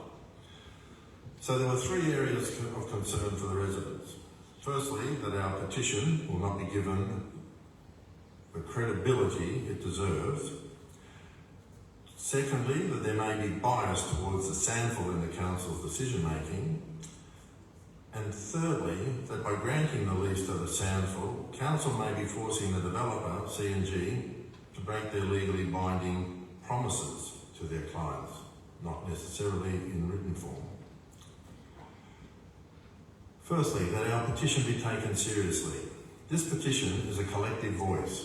Each signature represents a person, a family, a business, all invested in the well-being of our community, and highlights the widespread concern over the proposed licensing of the Oval by the Sandford. By signing the petition, residents have actively demonstrated their commitment to protecting their community open space. The overwhelming support for the petition highlights the community's expectations and the promises that influence their decision to live in the West Development. It is a clear indicator of how the public feels, emphasising the need for the Council to consider these views seriously in their decision-making process. The second concern was that the Council is unbiased in its decision-making. Now, Council should make decisions impartially, free from bias and coercion, because residents need to believe that the concerns are being fairly considered and that decisions are made in the best interests, not influenced by external bodies, political pressures or biases. Councils should represent all stakeholders fairly. An unbiased approach ensures that all the voices are heard and considered, particularly those directly affected by the decision of Council. Councils have a legal and ethical responsibility via the Local Government Act to act in the best interests of their communities, not just one private group. So, in this case, is the Council acting in the best interests of the residents of the West Development when it favours requests from the Sandford that may be detrimental to those residents? Concern number 3. Promises made to purchasers by developers are not just marketing tools, but can have legal implications. And the commitments and representations made in promotional materials and sales pitches can form the basis of enforceable agreements under Australian consumer law. So in conclusion, I'm asking the elected members to vote on this decision with their conscience and not just to follow party lines, because the Crows and the state government want this to happen. All the evidence that has been presented shows that the licence is not the right decision for this particular parcel of land and will adversely affect generations to come.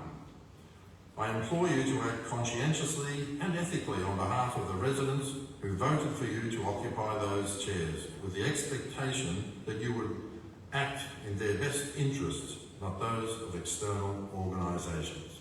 I thank you. Excellent. Any questions? Any questions from the floor? Councillor Tom. Yes, thank you, Mayor. Thank you very much, Mr. Rackham. Could you do you have any numbers of how many people declined to sign that petition? In the time we walked around and took signatures probably on the vast majority of the eastern side, I think we confronted 4 people. One who said we were barking up the wrong tree. A couple of others said they were sitting on the fence. That was it. Was there any area that you did not door knock? There were some people who weren't home at the time, yes, and we went round a second time and garnered a few more, but you can't always get everybody at home at the same time. Councillor. Thank you, Mayor. I'll be concise. So through the Mayor, do you have any evidence that false marketing was provided to any of the residents? I have no written material, but certainly people will have, well, there's 78% responded and said yes, that they had been told that this and this and this was going to happen, and it obviously is going in a different direction now. So there are plenty of people who have bought in the area who are willing to stand up and say they were told this and it hasn't happened. Second question, through the Chair. Yes. Do you know why there's a discrepancy between the number of people against the sample licence and the number of petitions, so 230 versus 72? I can only surmise and guess that maybe it was to do with the questions that were asked. Okay, and the last one is, so 230 people, does that equate to about a quarter of the total West Development population? At the moment, I'm not aware of how many exactly are there, but I'm assuming that there's over 1,000 people, so a quarter would be probably right. Okay. Thank you, Mr. Rackham. No problem. Okay, from Councillor Peter. Thank you, Mr. Rackham, for your deputation. My question is this. You said the petition is signed by people living in the West Lakes area. Yes. I would like to ask you, does the petition include names of relatives of local residents who live in other parts of the metropolitan area? Not to my knowledge, but I do know that some of the restaurant owners or business owners have signed it and actually work on that development as well. But the only people that we signed up were people at their front door. Thank you. Councillor Rachel. Thank you. Thank you for your presentation. And through the Mayor, I'd like to ask a question of staff, if possible. No, not at this point. That's We'll okay. do that once the motion's been moved. Any other question of the Deputy? All right, Councillor. All right, sorry. Would you prefer the crows to stay there till 2048? You know, because we started this process prior to the crows having an agreement to go somewhere else. Or do you prefer the area to be open space and maintained for the community to use 80% of the time? At this stage, the crows are really not causing a concern because they tend to use the oval in the mornings between 9 and 12, and lots of other times that the car park is full. They're in the gymnasium, they're in meetings, they're in the swimming pool, who knows what they're doing. They may be using the facilities, but they're not necessarily on the ground all that time. And at this point in time, they're not playing games out there. They're generally not there in the evenings. The AFLW last season were using it some evenings, and I can't exactly tell you the times of them, but it wasn't a huge amount of time whatsoever. And so the oval, as Mr. Randall explained, they're probably only using the oval itself. Mr. Rackham, I'm going to stop you there. Yes. In the interest of time. Yes. And just put the question to you again. Yes. Is your preference that the crows stay to 2048 or open space, 80% of open space, or have open space available for 80% of the time? That's the question. Would you answer that, please? I can answer that question. Yeah. As I was trying to lead into that, I'm much happier to have the crows there than the sandfall at this particular point in time. Any other questions from the floor?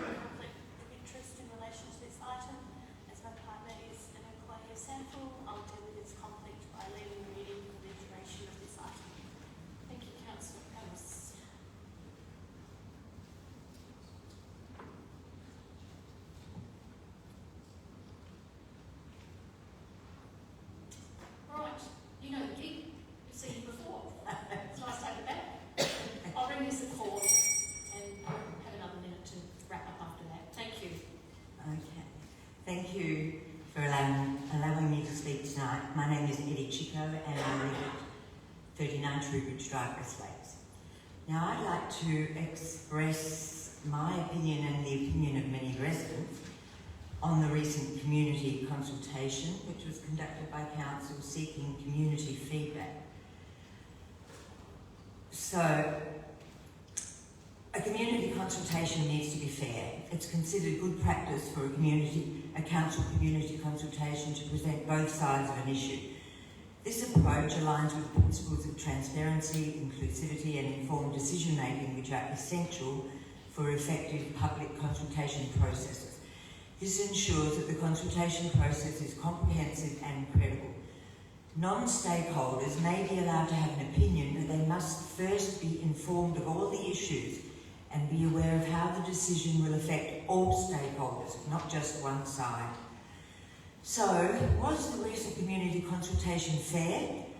Did it represent the views of all stakeholders? Did it present both sides of the issue? Was it unbiased and free from coercion? Were alternative uses for the oval presented? Were all respondents properly informed so they had a balanced view? Was the public told about the mandatory 15% green space requirement? Was the council acting in the best interests of its ratepayers? The answer to all of these questions, I think, is no. So, let's look at the information presented to the public about this issue to see if it was one-sided. So I got the information from the website, from the information provided for answering the survey for this, written by on the council's website. So the question was, who will own the land? And the council, the consultation wrote, council will own the land. If the SANFL obtains the licence, it will maintain the oval at no cost to council. Now, a fair representation should have added, the land is the designated green space for the West development, being part of the 15% requirement for the high density development. The residents have paid for this land. And the West community doesn't need an elite football oval to be maintained at high cost. The residents need a family-friendly community open space with recreational facilities, all of which can be maintained at a much lower cost. The next one was, who will maintain the oval? And the answers were, the SANFL will continue to maintain it at 120k per year. If the SANFL doesn't hold the licence, council will maintain the oval at its cost as part of its operations. So it should have added here, if the SANFL does not hold the licence, council will maintain the oval in the same way that it does other community parks and at a much reduced cost because it won't be an elite football oval. So the next one was, I think I missed one here. Who will have access to the oval? Community use will be for the majority of the time at a minimum of 84% of daylight hours, etc. And the programs here, the SANFL will run its programs. What it needed to include also was the SANFL will run its programs and trial matches during peak access times for the community, and use by the SANFL will prevent any infrastructure being developed on the land, barbecues, playgrounds, gardens, trees, seating, open markets, etc., for the community to enjoy. So, why is the council so obsessed with SANFL's future? Because the only thing written in that on the website was, what is the ideal future for the SANFL? Shouldn't it have been, what is the ideal future for the oval? And the addition of council will develop this parcel of land, which was contractually promised to the West residents, into a vibrant community open space with facilities and infrastructure to support the diverse recreational needs of the community. So, providing this information on both sides is utterly important. This did not happen in this community consultation. The hundreds of people canvassed by the SANFL and the Crows to put in a submission were not given both sides of the issue, and therefore they had an unbalanced view when they completed the survey. Thank you very much for that. I'm going to call for questions from the floor, please. Elected members, if you have any. Otherwise, we'll move to a motion So thank you very much. Put your notes in our minutes of the meeting. Can I have someone move that way, please? Councillor Sturt. Yeah, I move that way. Thank you. Seconder, please. Councillor Nick. Yeah, I'm happy to second. Thank you, Mayor. Questions or debate? Put the motion to the vote. All those in favour? Oh, you've got a question, haven't you? I do, yeah. I do apologise. That's My okay. apologies. Yeah, just a really quick one for the staff. Sure. 230 petitioners is out of how many total residents in the West Development? It's over 1,000. Through you, Mayor, the count that we undertook today is 186 signatures were from within the West Development. No. The total population of the West Development. What's the total population of the West Development at the moment? Approximately between 1,000 and 1,200 people from the West Development. Okay, yeah, through the Mayor. Thanks, Bruce. Yeah, no worries. Thanks for that. All right, so I'm going to move her in a seconder. We've got questions in regard to this deputation. Okay. One more question for the staff. That's fine. It was mentioned that 188 signatures were counted to be from the Western Development in that petition. Who are the other signatories from? Well, there's a... Can somebody please clarify? Yeah. So we can only speculate. We won't be going into that now, I don't think. Okay, so ask all the questions, Councillor Peter. You might want to turn your mic off. Got a mover and a seconder. Any other questions or debate on this? Councillor Rachel. Thank you. A question to the staff through the Mayor. One of the slides said that it is a high density area. Is it high density or medium density for West?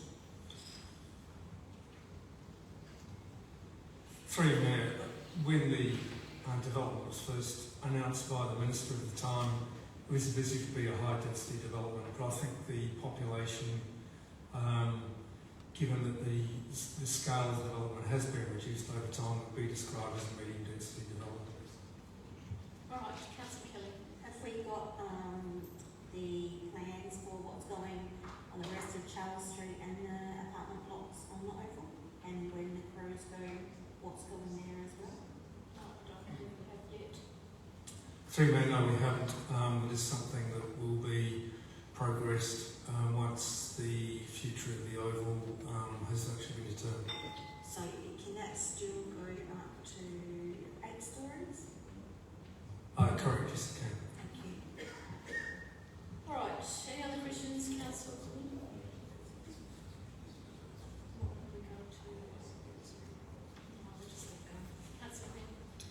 Through the chair, if I can please ask staff, with the 1,800 responses received, was there any commentary by respondents that they believe the survey to be biased?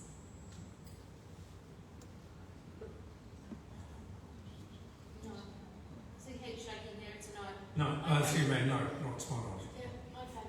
So, Councillor Katrina. Thank you, Mayor. I have a question which I'm not sure is best asked now or later, but it's in regards to something that one of the deputations raised, which was speaking about legalities. Well, my preference at this point in time is that you leave any other questions that don't relate to this specific deputation till we consider the motion when it comes up later in the meeting. Okay, there we go. I need to put the motion to the vote. All those in favour? Any against? None against. That's carried unanimously. Thank you. All right, now we're looking at getting Councillor Ellis back in.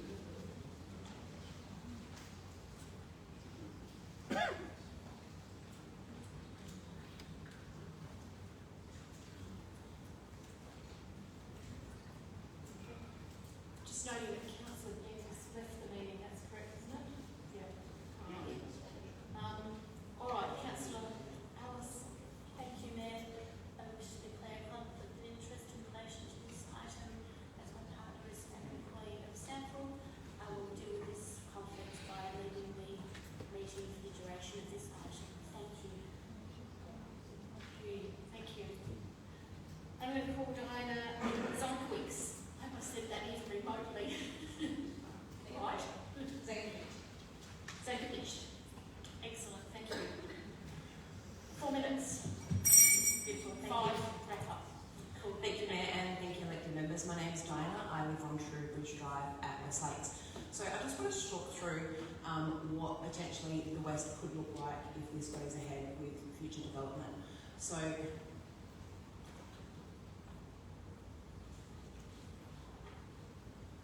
currently with the current plans, down here at the bottom, this is what went to community through the consultation online, as well as the community engagement sessions. I raised it to staff member Bruce Williams that this section down here was actually green, which potentially indicates that it could be a green space area that community would see that. I actually even asked a few people that I know saying, what do you think would be here? And they're like, well, that just looks like grass. So I did raise that with Bruce, and he's updated that on the following community consultation. But it actually wasn't updated on the website where all the submissions were done. So here you can see the second community consultation. It was actually updated, which is great. But where everything was actually submitted, nothing was actually updated online. It was also advised to me by the SANFL that along Phillip Street there's actually going to be housing here. So the SANFL clubhouse will be here, and then down here there's going to be potentially additional housing. None of that information has been provided on any of the actual consultations. Here I've actually just done a bit of an example of what potentially this could look like. So talking to Mr. Bruce Williams, I've been advised that it's probably going to be terrace housing along True Bridge, which is through here, as well as once the Crows headquarters is demolished, that's also going to be terrace housing because there's no real opportunity or there's no real want for high density apartment living, as well as some additional housing here. So this is going to bring a whole lot of cars, so it's going to cause more issues with parking and then additional green space. So I did raise the question in the community consultation, is there going to be any additional green space anywhere else in this development? And I was advised, no, there's not. Which potentially is a huge concern because if we're going to have all this additional housing with no further green space, I don't know where these families, kids, dogs, everyone's going to go.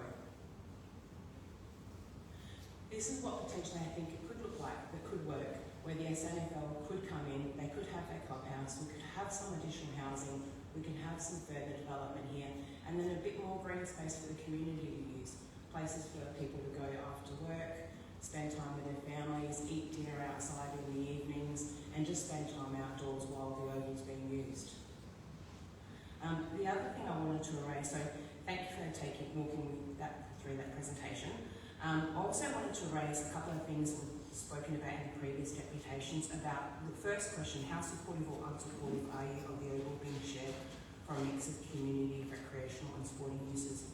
I actually didn't know how to answer that question. I was stuck to go, am I supportive, am I not supportive?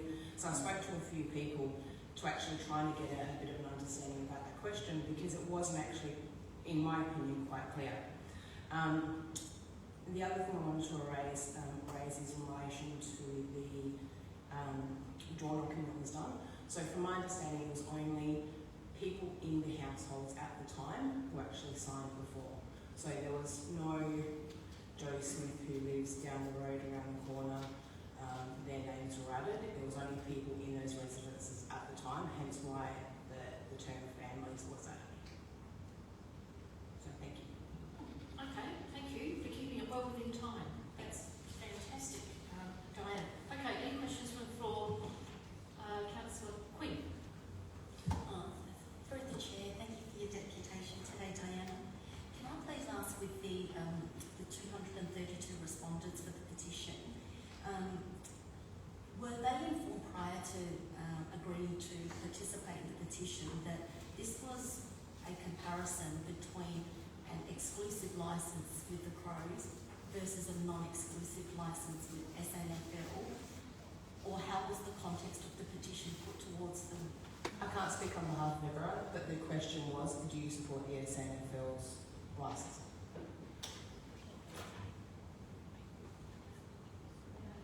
Sure.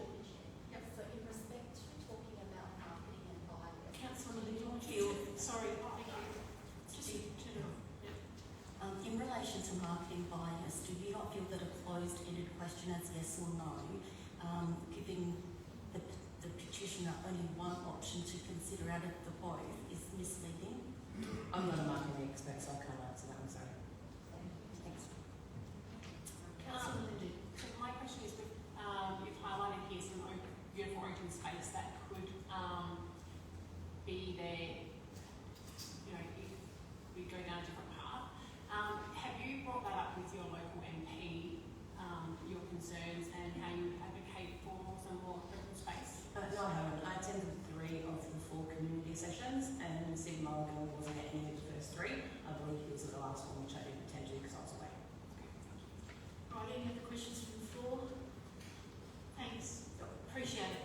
And if you've got something else, we'd love to put them into our minutes of the meeting. Can I have someone move to that motion at low, please? That's Councillor George. Thank you. Yep, have a second. Questions or debate? Put the motion to the vote. All those in favour? Any against? None against. That's carried unanimously. And that brings us to the end of that part at 9 o'clock. And that usually warrants a bit of a break. So, I would like the council to move that we go for a break for up to, I'm suggesting 10 minutes, no, it's not one, but I think we've got a bit more sitting to do. Right, for up to 10 minutes. And Councillor George, just move that way. Can I have a second, please? Councillor Peter? I'm happy to second that, Mayor. Oh, sorry, I need to wait. Councillor Alice, we're moving to go to a break for 10 minutes. Not necessarily for you. Yeah. Okay, so we've got a mover and a seconder. Any questions or debate on that? Put the motion to the vote. All those in favour? Any against? None against. That's carried unanimously. Gallery, we will be continuing the proceedings at 9:12.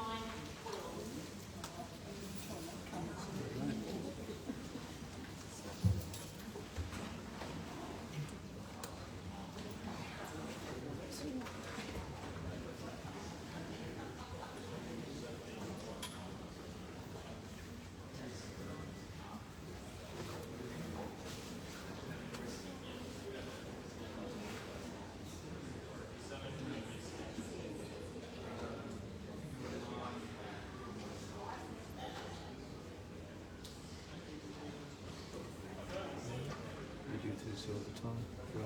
Try one at a time. It's a bit hard sometimes. It's pretty boring stuff. You're happy to sit through. I suppose you learn a few things about how communities operate. So learn a lot of the council's habits. Yeah.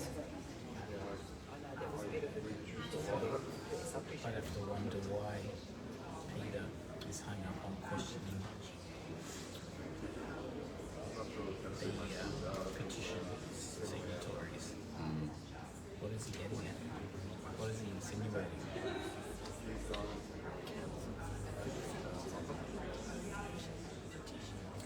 No, you see, if you go through the live streams previously, when a ratepayer goes up and says they've gotten signatures or opinions, Peter will go and question it because he doesn't bring anything to the table, he just questions it.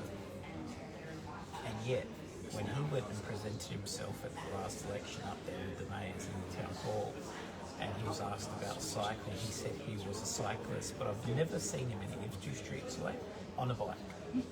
And I've never seen in his garage a bike that he rides.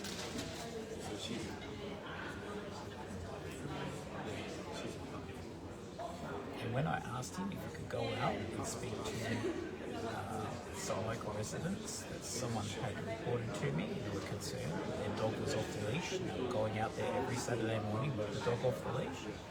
His response was, do you really think that's what a councillor should do? It was just beyond him. He wasn't interested. That's funny because that's his ward. What are you there for if you're not representing people? Oh, well, being a financial member of the Labor Party, if it's Labor Party centric, I'm sure he's interested.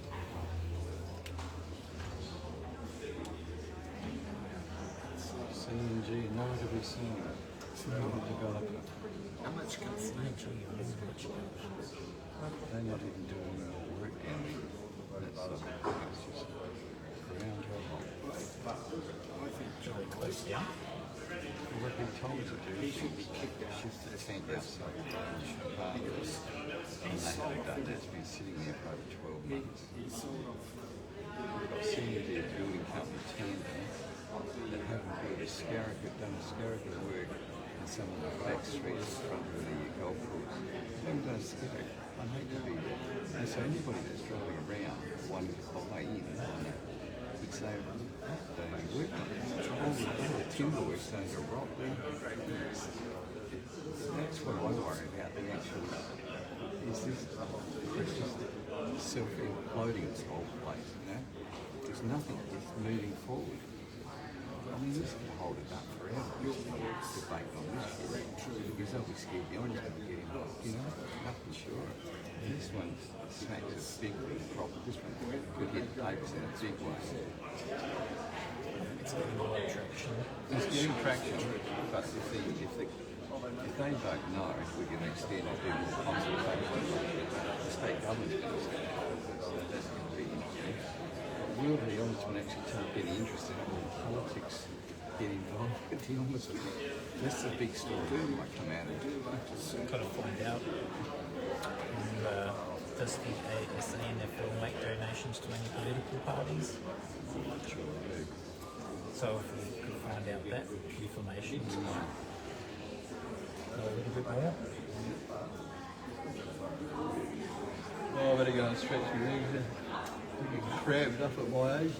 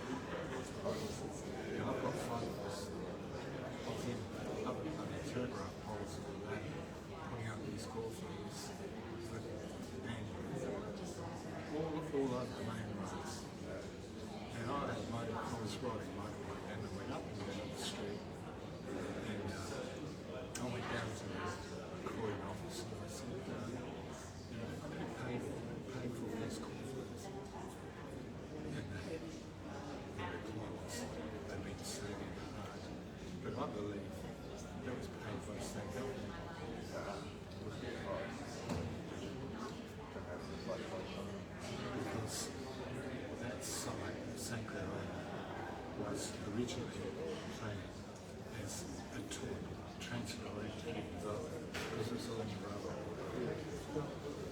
You look at Kilkenny, there's going to be huge housing development in Kilkenny and Bollard.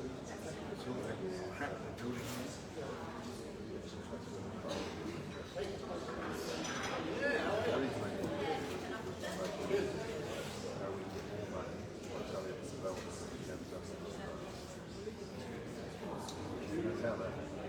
I thought you definitely made the most sense with putting a few threats, voting threats. Good idea.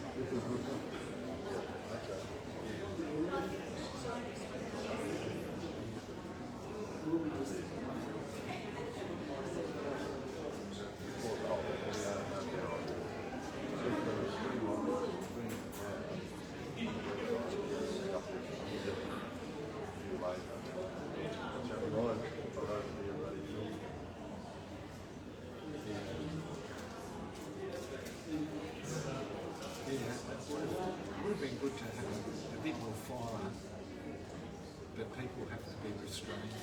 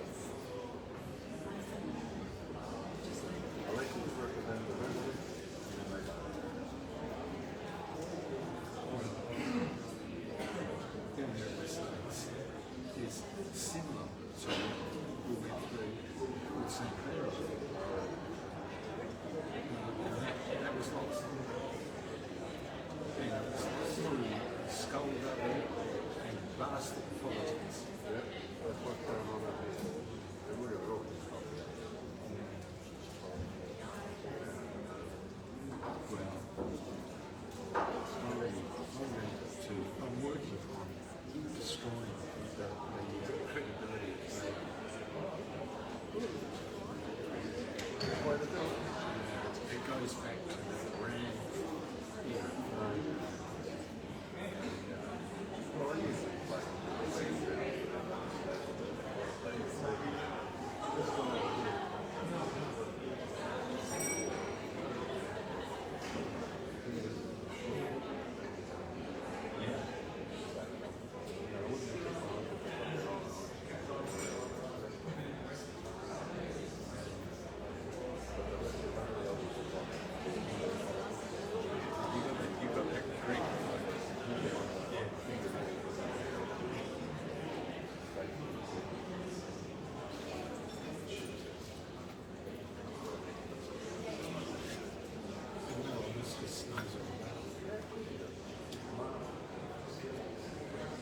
He's a good performer, but it's bred in circuses. And you know, what the Liberals said about the budget, debt bomb, $40 billion, the treasury.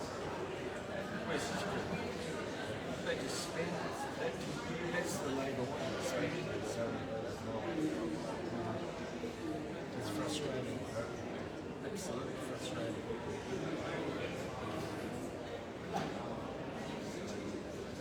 We'll see.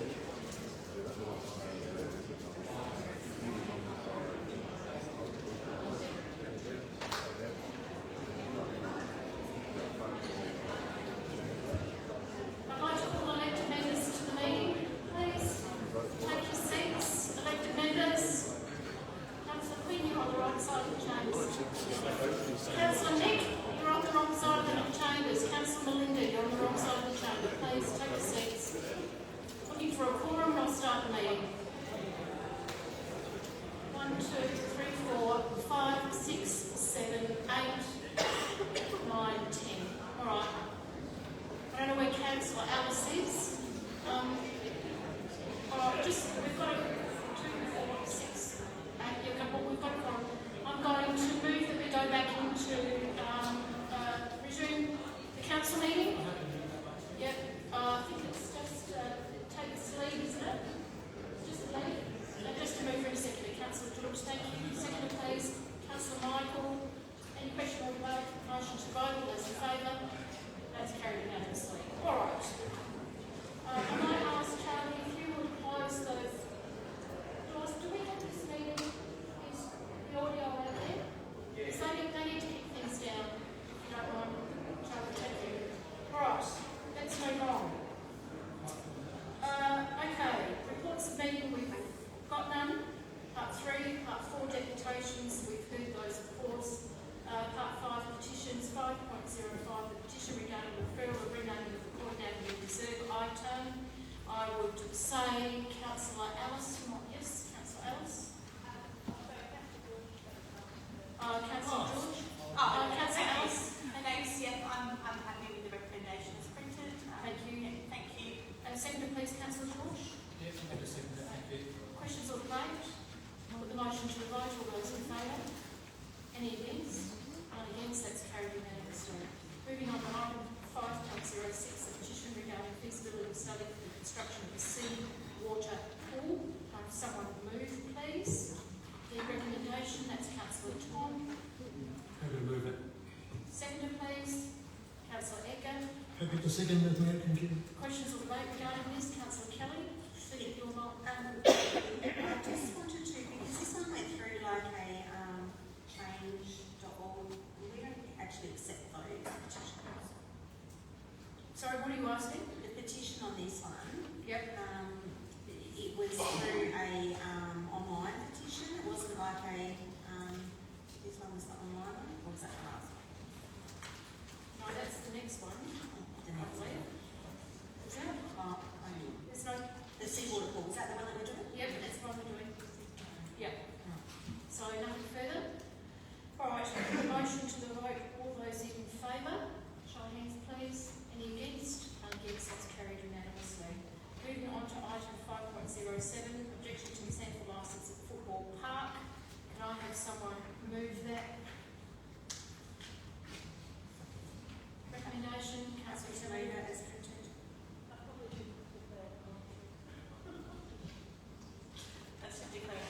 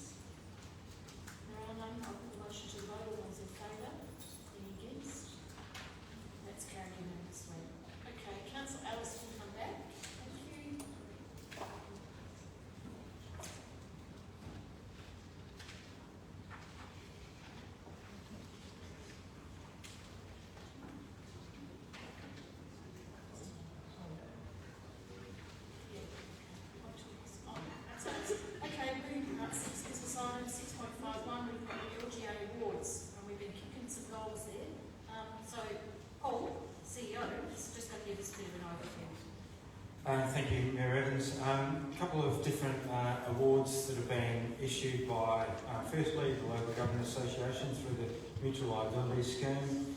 That'll be the first one that we presented this evening, and then a number of others that were presented by local government professionals at their recent awards night. One of our recipients, unfortunately, is not able to be represented tonight. She is actually also chairing our school council meeting, so she's there, but we will not acknowledge that one. So I'll hand back to Mayor Angela to take us through those 4 awards. Thank you. Okay, so the first one relates to the Mutual Liability Scheme Risk Management Award for the whole of Council Climate Risk Assessment. Can I call Kate Savage, Risk Advisor, Anna Rogers, Environmental Management Officer, and Kelly Marder, Coordinator, Recreation, Open Sports and Environment, come and accept those awards. Where are they? Oh, there they are. Excellent. Which one's time? These two here. Because I want to take photos. Right.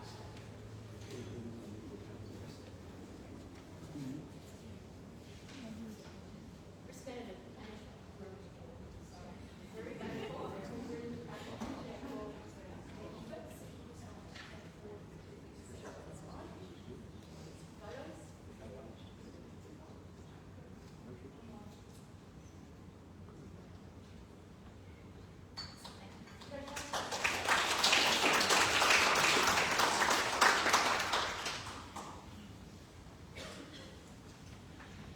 The second one is another from the Local Government Professionals Excellence in People and Culture Award, recognising our values program. Christy Johnson, Manager Media Marketing and Communications, is going to take a photo now. Max Phillips, Digital Communications Leader Advisor. Adam Trombetta, Communications Advisor. Kate Farrier, Digital and Information Management Officer, and Luke Hanson, Media Advisor. You're all here tonight. There's a couple of you.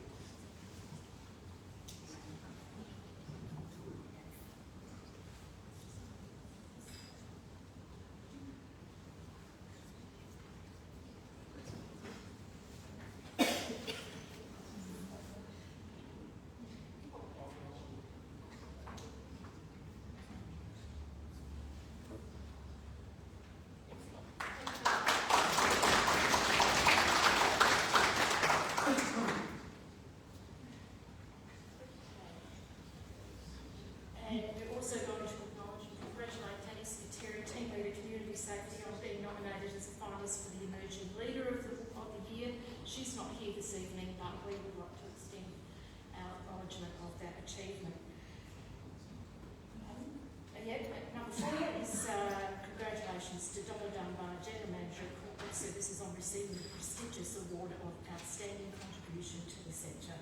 Award.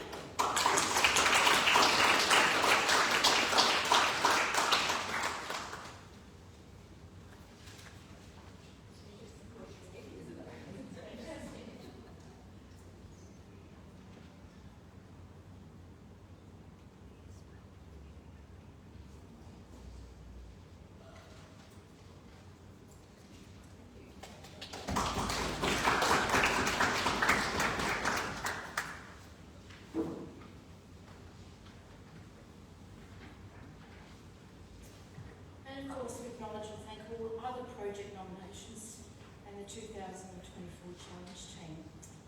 So, would someone move the recommendation? Councillor Michael. Thank you, Mayor. Happy to do that. Excellent.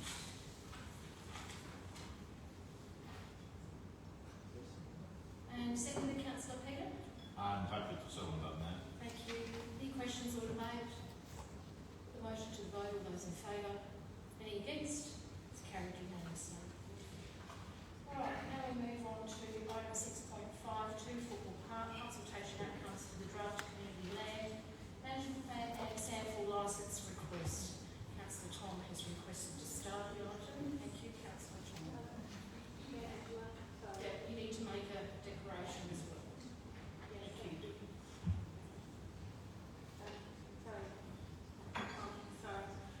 Thanks, Mayor. I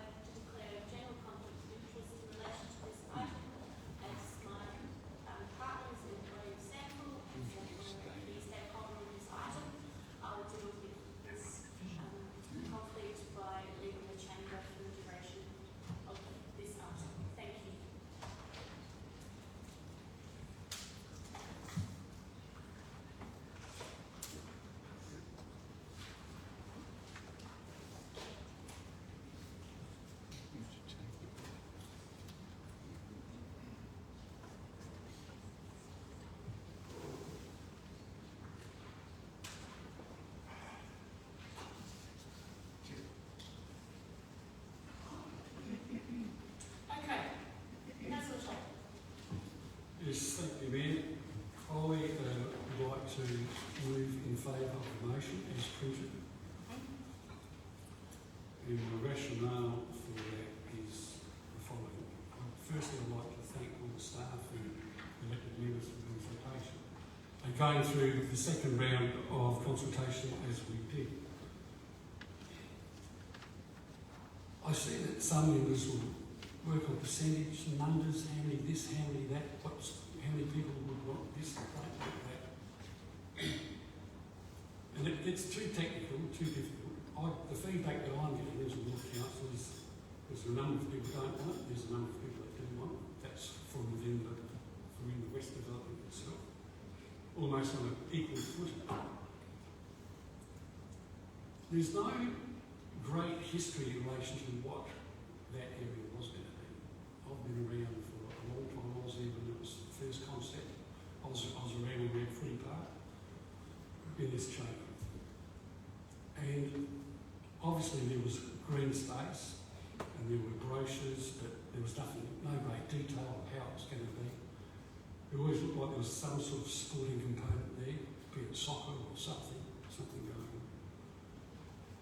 But here we are at this point in time where there's an opportunity that has come along where we will be able to have a football oval kept in pristine condition where people can come along and kick a footy, run, they can do their training all through the day, they can do laps on a pristine oval. Not just a park or an area that we've set aside, like a normal park that we have. This is going to be something elite. There will be people that want to do track work, people that are doing short sprints. There's a whole range of things they can do. The opportunity of having an SANFL there will also bring vibrancy to the area. It will not just be a dormant area. How many people would be there tonight at 5 o'clock? All through those winter months. How many holidays do school children get? 13, 14 weeks a year that they can use that all during the day. So I'm looking at these other conceptual areas. I'm not going to start drilling down on bits and pieces and numbers, etc. I'm looking at the situation that we face. We are not a political party, but we are a tier of government. And we have a state government and a federal government. And we work with state and federal governments to provide all sorts of services, infrastructure for our people in Sturt. We need to look at the big picture, not micromanage. We should look at the macro. We should look at the big picture of what we can achieve. Of course, Crows never thought they'd be here. SANFL never thought they'd be here, but it's just happened. The stars have aligned for them, and we are part of that to make that happen. I'd like you to see the chamber. I've been in this chamber for a long time. I've seen the halls filled with residents out to the streets in the St Clair project. Worst thing you could ever do to St Clair, well, history has judged us as being taking the right decisions. St Clair's been fantastic. The Coast Park Path. Residents there didn't want that. They probably enjoy it more than anybody now. If you remember, well, the new members wouldn't be here with it, but they had cars up on the esplanade there at Henley Beach saying this is never going to work. No car can get through. It's magnificent, the walkway. I see the West as a fantastic development. It's changed, it's designed. The high rise has come down because people don't want that. They prefer more the standalones. It's a beautiful place. You're lucky to buy a place. Nobody is selling anything in the West. They are hanging on to it. They love it. And as soon as a property comes up, it gets sold even before they build it. The only problem we've got is there's not enough builders around to build it. It would be built overnight if it could be, because people love the area. They love the vibrancy. They love the fact that there's rowing, dragon boat racing, there's noise, there's triathletes, it is a vibrant place. I've even got the people from United wanted, the elderly people want SANFL. They would like to see something going on in that area. The council staff can't wait to get involved in updating and beautifying the surrounds. We've got budgets allocated for that. So I would ask the Chamber to have a good think about this. Have a think about what we can achieve working in collaboration with all the various parties. I've actually rang the councillors at Waverley and also Western Australia, and I've spoken to them. How does it work? How does it work having a footy oval with people playing footy or training on it and residents? And they told me they love it. They love it. And you can't get in because no one's saying. They're all staying there and they love it. So, I won't go on too much. I've gone through the 319 annexure page, the annex. And as I said, you've got so many for, so many against, but there's so many other attributes. Councillor George is always on about the money, where we can save 2 bob here and 2 bob there. In the good old days, we've got an opportunity that we're going to have a facility that's going to be world class, paid for, looked after. My background in policing, I love crime prevention. I love the fact that there's going to be an organisation there that are disciplined. They're going to have young people coming through, they're going to have role models supporting them, giving them opportunities. They might come from a varied financial background where they can't afford to get on better schools or this and that, but they might forge a career or lifestyle through football. I've jumped on the train. I don't even go to football much, really don't. But I did go there a few months ago. I think it was Geelong and the Crows, and I jumped on the train, and I thought I was in Munich at the Oktoberfest. The trains were packed all the way from Grange into the city with the Scarves. Football is part of the Australian culture. It's ingrained in our tapestry. It's a big thing. It's a huge thing. We've got the media. Last time the media was here wasn't clear, but anyway. It's huge. It is massive. You don't have to be a football fan to know how big it is. You know when you see the papers, the last 6-7 pages full of football on TV, full of football, because people love it. It's great. The rich and the poor can be sitting there side by side, arguing against it. You can argue with your boss about the footy. It gives you that safe haven. So, as I said to you before, opportunity with opportunity not grasped. I mentioned the policing background and security. There are areas that turn into areas where undesirables start to hang out. And there's all sorts of issues with that. By having a football, not a club, SANFL, a league there, having a disciplined approach, having people inspecting, cleaning, watching over, that will defer and keep away that undesirable element. I'm even thinking that area we first thought, going down the southern end, was going to be great if that was a grass area. Maybe that is better with apartments going up, to have that passive surveillance over that whole area. If anyone's flown over the area, which I have recently, I cannot believe the size of that oval. It is absolutely massive from an aerial perspective. It is huge. As I said, it is a different opportunity for the residents that are there and for people coming in. It's not like a Norman Park. No, it's not. There's going to be a football oval. I need to wrap up. Have I got another minute or is that I have to seek leave of the meeting. I reckon I need it. So, as I said, there would be likely to be 10 people in this chamber that live in the West tonight in the gallery. That's how passionate the residents are that are down there. 10 that are here. Same 10 every time. I feel for her. I know how you feel. Councillor Schiffer, I'm going to ask, do you need me to sick leave of the meeting to continue, please? No, I'll finish. Thank you. All right, I'm looking for a second. Councillor Martin. Thank you, Mayor. I do rise to second the motion as it's written, and it's going to be difficult to follow Councillor Tom's rendition there on the basis that I think Councillor Tom covered most of the bases, and I'm not going to stand here and make it before the chamber today too much about the ins and outs. I think we've had a good opportunity over the last few council meetings to unpack a lot of what we're actually deciding here.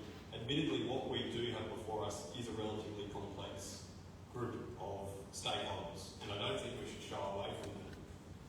And at times we feel as if the public and the communities aren't understanding that, and I completely feel for some of the decision makers in trying to get that information out there. However, when I do come to the point where we've been able to unpack it as we are faced with a decision tonight. Are the residents that live in the West community going to be better off with Sandford under the proposed proposition that they've put forward, or are they going to be better off with the AFL team at Lake Pro staying there potentially to 2040? The reality is we do not know if we decide tonight to not go ahead with this licensing agreement, what is going to happen in the future. And whether or not there's a licensing agreement for the Crows at Thetton is irrespective of what we need to do tonight, because that is just one aspect of it. There may be challenges beyond our ability to be able to comprehend today, if we say no, that will play out in the next few years. The proposal that has been put forward to us is quite clear cut in terms of is it going to be better than what the AFL had. And I sympathise with the residents, and I appreciate the advocacy that you guys are doing. However, in saying that, I did ask this evening what kind of decision we should be making. And I got told that we should be making a decision that 232 people should decide the outcome of this at the exclusion of the entirety of the council. I want members to really take that into account when making a decision tonight. The reason being is that we are a democratic institution, and that is not what we do. We do not take small portions of the public to make decisions. Tonight's decision needs to be about the City of Sturt, and it's up to ward councillors as to how they approach the management of the constituency within their area. But I cannot stress more to the chamber tonight, this is a City of Sturt decision. We need to be bold about our decision and be realistic about what our community in the entirety of the council will. Now, there's been some commentary about the bias and the way in which the consultation process has been carried out. Admittedly, I do reject that. I think that the council's done an extremely good job at putting it to the community. The decisions that have, the outcomes of what we put in consultation have been relatively clear. The community wants this to happen.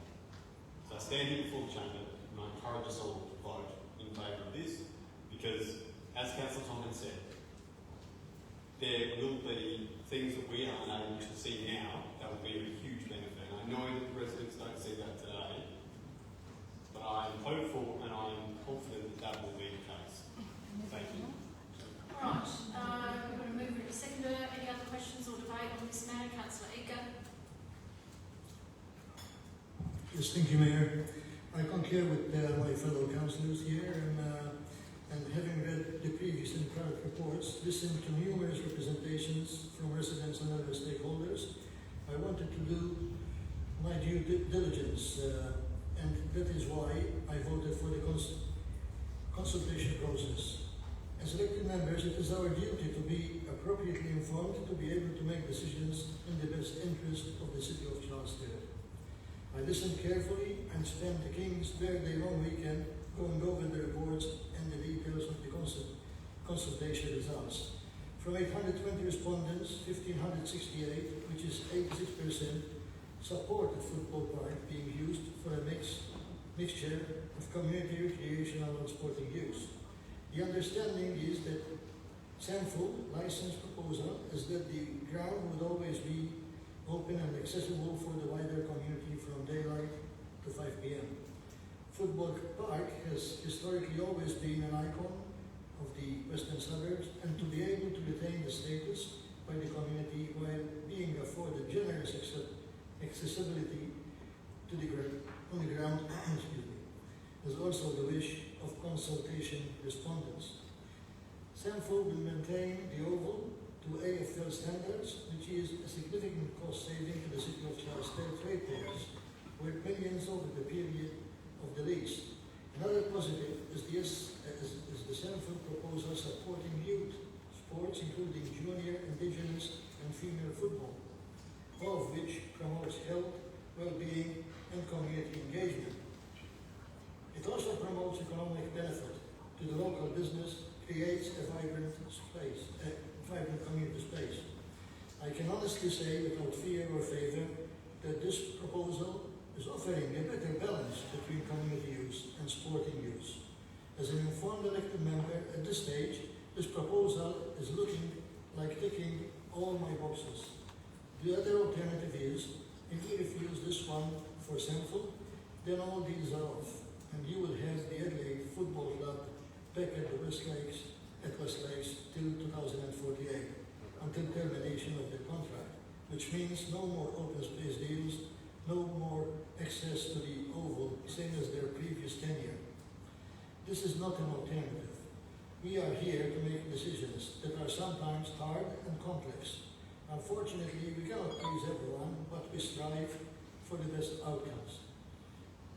It's no-brainer for me, for the best outcome for the City of Charles Sturt. I will be supporting this motion in favour of the lease, and I urge all my fellow councillors to support it. Thank you. Councillor Katrina. Thank you, Mayor Angela. I just wanted to ask a question before I enter the debate, please, to start. Sure. It's just in relation to some of the points that were raised in the deputations, which I believe is in regards to questions about the legalities of, council being able to consult on land that hasn't yet been vested to them. I just wondered if Council staff could please, respond or affirm, and has Council received legal advice on that matter also? Through Mayor, yes, we have received legal advice, and that indicates that the process that is before Council this evening withstands legal scrutiny. The Council can make a decision based on the proposed vesting of the oval and then consider the COMP and the licence on that basis. Okay. And so can I please also clarify, should this recommendation go ahead tonight, that the Council can enter into a licence with SAMFL even before the land's vested, or it will wait until the land's vested? Through you, Mayor, yes, the land, we have agreement with all parties that the oval will, the process will immediately commence to vest the oval,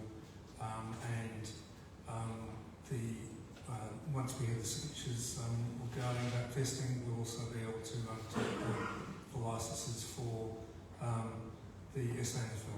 Okay, thank you. And now I'd like to enter the debate, if I can, please. So, having regard for all the representations that have been received, including both areas of concern and areas of support, as well as information in council reports, the purposes of our informed and responsible decision making, I find myself unable to support the motion as it is written this evening. While it's clear there is some broad support for the current proposals, it remains that there's still a significant proportion of residents that will be directly impacted on a daily basis by these proposals, and many of these are not in support of what is put forward tonight. The issue is not just that SAMFL proposed hours of use clash with peak community use times. It's not just that SAMFL's proposed use and adjacent intended uses are likely to increase parking and traffic pressures in the local area.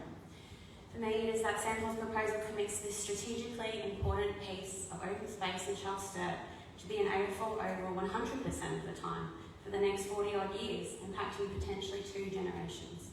It is that apart from oval maintenance, SAMFL have offered, I feel, not much else in compensation to the local community for tying up the use of this open space as solely to be an AFL oval and all that entails. They could have added some incentives to locals to support this, such as subsidising local gym memberships. They could have offered a contribution to placemaking and community development initiatives in the local area for every year they hold a lease, but they did not. Further, I hold concerns about the following. I question if it is in the council and the community's best interest to hold a long-term formal agreement with an entity that has gaming facilities associated with it under one of its business umbrellas, and how that relates to our gambling awareness policy. I have not been comfortable with the overly prescriptive nature of what council is willing to commit to delivering on the outskirts of the Oval prior to community consultation, and that those outcomes will be delivered at a cost of $1 billion to the council and all of its ratepayers. Perhaps in a community where residents weren't already living in, that would fly, I could understand it, but there are, as Bruce said, almost 1,200 residents there now, and they have ideas about what they want the space to look like. I have not heard overwhelming support for the inclusion of a 3-metre running track around an AFL-sized oval at a cost to the council and ratepayers of approximately $300,000. Say it with me, a running track around an oval. What is the primary purpose of an oval if it is not to run and walk on? I believe similar results can be achieved by ensuring the width of the current street footpaths are maintained around the perimeter of the site and promoted as shared use paths. Further, in a climate crisis, this porous surface may take up vital green space, and I prefer to see the land better organised to enable the planting of significant trees around the perimeter should it remain as an oval. I have not been confident in the reliability of open space ratios and expected yields that have been discussed today. Now, this is not a criticism of staff, this is because the master plan has not been updated by the developer, and in the absence of approved or pending development applications from the developer, what has been quoted can actually change. I hold concerns about residents' access to quality usable open space within walking or cycling distance when the oval is in use and not having to drive to other spaces. In terms of accessible local open space, the West development is quite removed from the broader West Lakes community. Tonight is not a vote against youth inclusion or participation in sport or the growth of AFL in our state. Suggestions that councillors are against such things are spin, and they distract from the fact that this council should be having its own strategic conversations about what the future best use of this land is. In 2015, council reports it was accepted by the council that the oval may become a soccer pitch, and the report mentioned the importance of resident access to such a space before 9 AM and after 3 PM, Monday to Friday and after 12 noon on weekends and public holidays. I do not believe we have been presented with a reasonable argument as to why soccer suddenly was off the table and AFL was the only code to be considered. Did you know that soccer is played by more than 1.7 million Australians? It is nearly double the number that play AFL and nearly triple that of cricket. Look, I've outlined my points, and what I would have liked to have seen is more of a focus on the CLMP first and have more open discussions about what might be possible at this site. I do have an alternate recommendation if the recommendation doesn't get up tonight.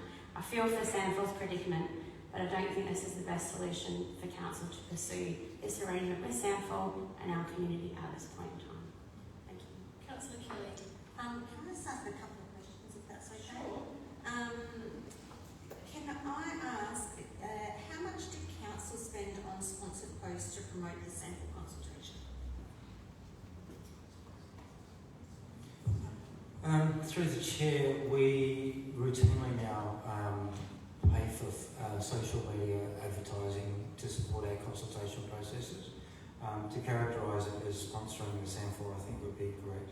So whenever we have certain categories of consultation, they trigger a public advertisement in the newspaper. That typically costs us a couple of $1,000. The social media advertising we do for consultations typically costs us about $400 per instance.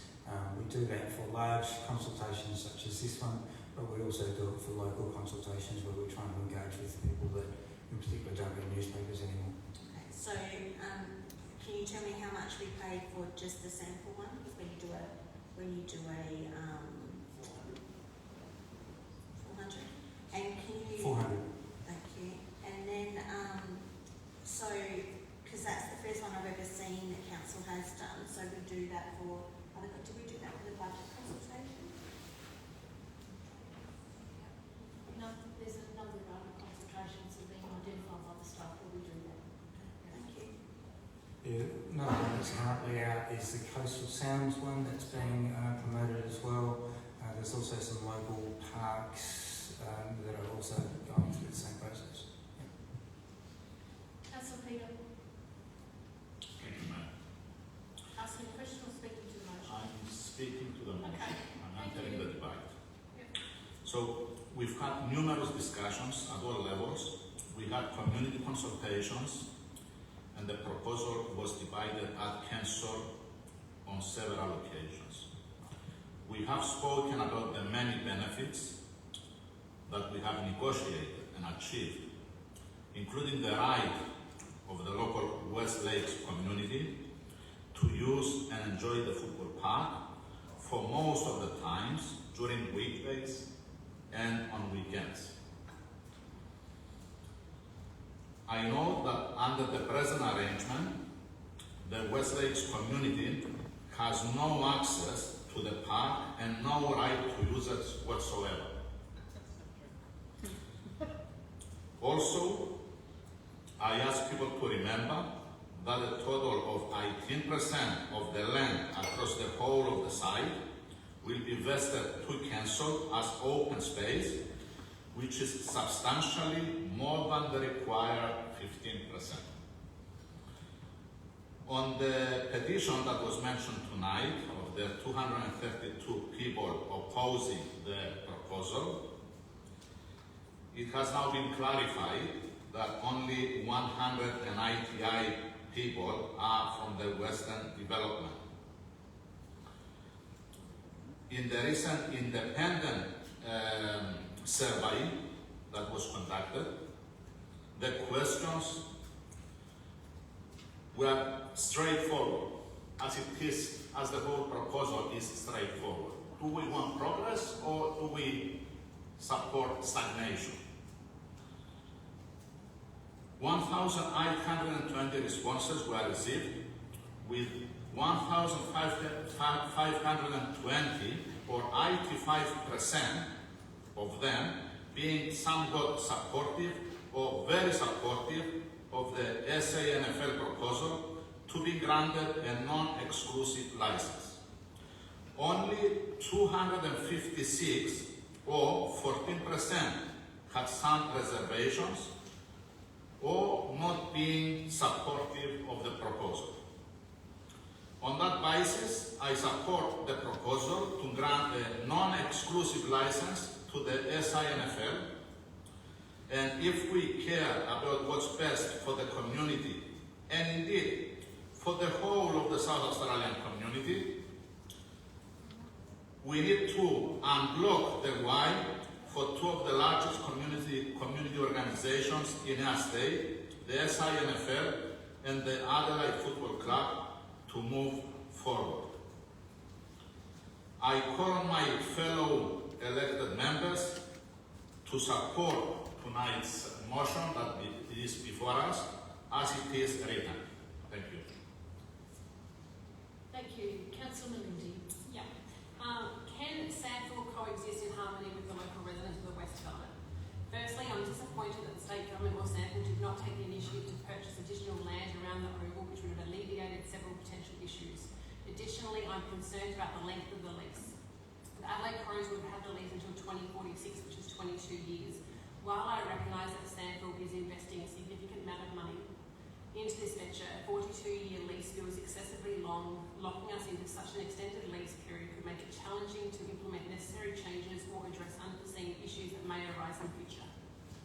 I recommend considering shorter lease periods with renewal options based on community satisfaction and Sandford's adherence to agreed terms.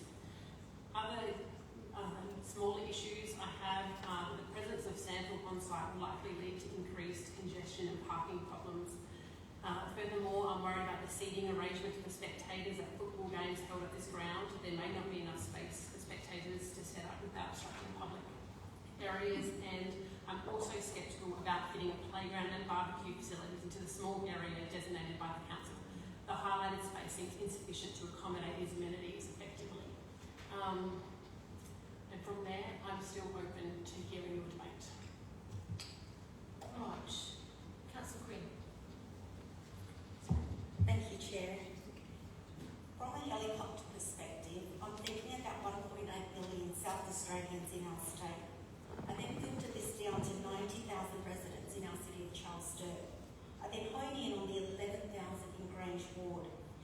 listening to the majority, 86% of 1,820 residents who participated in a constructive survey who voted in favour of SANFL's return to Football Park.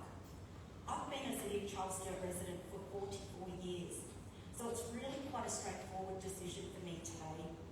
When I visited the Oval with fellow elected members and council staff on the 4th of April, I then revisited it again to carefully reflect on residents' feedback following multiple deputations against the community management plan situation and SANFL's non-exclusive licence. Well, here's my conclusion. It looks like a football oval. It feels like a football oval. To the 232 petitioners, you bought into an area that had a football oval. And it seems to me like you're now punishing elite athletes, junior elite athletes, from a training ground. I call upon my fellow councillors to not undermine the power of democracy. We ask for community consultation. We've received 86% of 1,827 respondents who participated in this survey. They have spoken and we need to listen. So today, once again, I'm going to take the courage to keep things simple and vote in favour of this motion. Any other comments from the floor? Councillor Kelly, to ask questions? Yes, so I'd like to enter the debate now, thank you. Thank you. I've heard tonight that yes, there has been a lot of feedback from the City of Sturt residents and for this proposal. But we're also aware that the Crows and Sandford, both corporate businesses, have been actively emailing, SMSing and doing paid Facebook posts encouraging members to submit feedback. There were actually 54,999 flyers put out to the residents because I didn't get one. There was only 1,800 responses out of those, so out of 110,000 residents, there was 1,800 responses. Some of those people were because they actually cared, and some not because they cared so much, but because they were asked to do it by their football clubs or the sample or other people that they knew.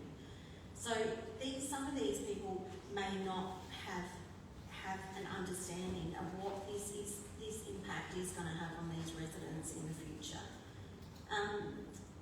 We've seen heaps of media coverage and commentary around it, and most of those media personalities are not in that area, and they might not understand what has actually happened. It is a feel-good story, and let's get footy back to its roots at Footy Park. But the hard reality is the Sandford sold Football Park for a huge amount of money, and at that time that was against the residents' wishes as well. And they had no intention of coming back, and now they're being pressured to move back to Football Park. By their own admission, they don't want to leave Theberton. As Paul Sutton said recently at a recent meeting, this is like a game of Tetris. Yes, it is, but why do our residents have to play when they have the most to lose? I've been contacted by a few sporting clubs, not necessarily in my ward, that have been asked by the sample to canvass their members to send things out, and they refuse to do it because they don't see it as in their position to be doing that. So they haven't done that. I've also been contacted by a sporting club who now thinks that if the sample are not going to pay for the use of their oval, then they won't pay for theirs, and they will also look after their own oval instead of paying a lease to council on it. So these are the things that we're setting a bit of a precedent that I think we need to look at as well. So I'm not comfortable in supporting this motion as it stands, and look forward to an alternate motion if Councillor Katrina, if this one doesn't get up. Right, any other comments at this point in time? Otherwise I'll throw to Councillor Tom to close the debate, please. Thank you, Mayor, and it's been a very good discussion. I just stand by my previous comments when I first moved the motion, and also I'd just like to sort of clarify a matter that Councillor Catriona raised in relation to why have a running track around the oval, and I think the logical answer to that would be that the 5 metre buffer zone that goes all the way around the oval may be used in the 3-hour period that they can actually go from the oval. So if people wanted to run around the oval, walk their dog or do something in that 3-hour period, they can actually use that, which I thought was a very good idea. Like I said before, I think the community would love to see this go ahead. They would like to see council start to ramp up some areas like the playground, some green spaces around there. And I think the sooner the better that this does go ahead, because I think those areas like Charles Street, etc., will have a bit more confidence in relation to where things are going. So that big ugly fence on the southern side could come down and things could progress, because we already know that there's a green space right in the centre of that southern space where the access goes from Trewbridge to the oval, and there'd be also other access paths which we could commence on at an early stage to sort of beautify that particular area. So I'd urge councillors, some councillors that are at the moment sitting on the fence, I'll just ask them to support the motion for all the right reasons. It's not a political reason actually, it's just practical reasons, real reasons. A vibrant South Australia, a state that nobody used to want to go to, but they all want to come here now. They all want to come to the fringe, they all want to go to the races, the car racing, they want to see football, they love the Adelaide Oval, all the naysayers of those aspects back then. To see us thrive now, to see an organisation come and pump in $27 million in the west area, to see AFL pumping $120 million down at Thurman. This is all good for the state. I say this because it's the big picture. We are a tier of government here in this chamber. We are not members of a social card club. We have got a budget well over $100 million a year that we've got to spend, look after, find savings for all our ratepayers through the whole city. So, I would say, think about a sensible answer to this and support the motion. Thank you very much. I'll put the motion to the vote. All those in favour? Those against? You do. Yep, and the motion is carried, but a division has been called. A division has been called by Councillor Michael. All those in favour, please stand. Councillor Rachel, Councillor Tom, Councillor Michael, Councillor Egg, Councillor Quinn, Councillor Peter. That's 1, 2, 3, 4, 5, 6. And those against, Councillor Nick, Councillor Melindy, Councillor Katrina, Councillor Kelly, Councillor George. That's 1, 2, 3, 4, 5, and the motion is carried. Thank you. Right, that concludes the matter regarding football park consultation outcomes for the draft community land management plan and disabled field licence request. So if you're here on that matter, you're free to leave the gallery. As a council, we are yet to consider item 6.53 sales force CRM update. Now, I think Councillor Alice has shown that she's still here or not. She didn't indicate to me she might be going to fire. Okay, wonderful.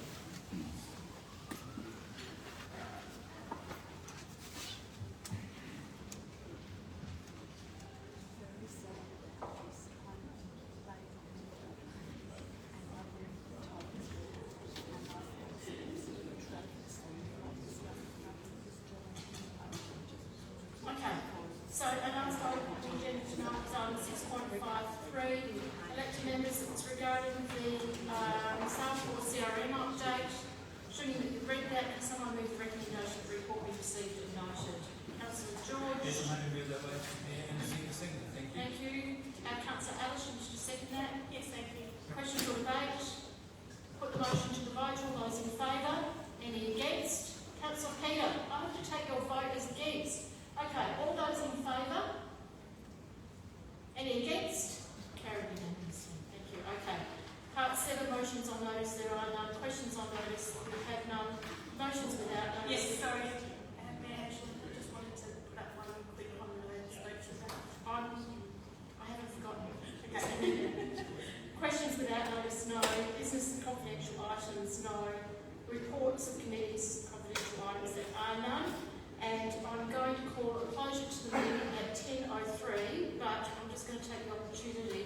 To remind elected members that the CEO performance review is waiting for you to complete. If you have not completed it, it needs to be completed by tomorrow, close of business. If you cannot get it done, then do Alison Ashby a courtesy and contact her, and she can arrange other ways for you to participate. Councillor Alice, before we all go. Yeah, sorry, I do have a motion, but I'll just say it. Yeah, that's why when you said motions without a motion, I was like, anyway, that's right. Sorry, in all the melee discussion about where I presented my report on Corporate Services Committee, I did forget to thank Annette Martin once again for, unfortunately she's not here anymore, but just wanted to give her a shout out yet again for leading a really robust process and being really appreciative once again of all the work she did. But also wanted to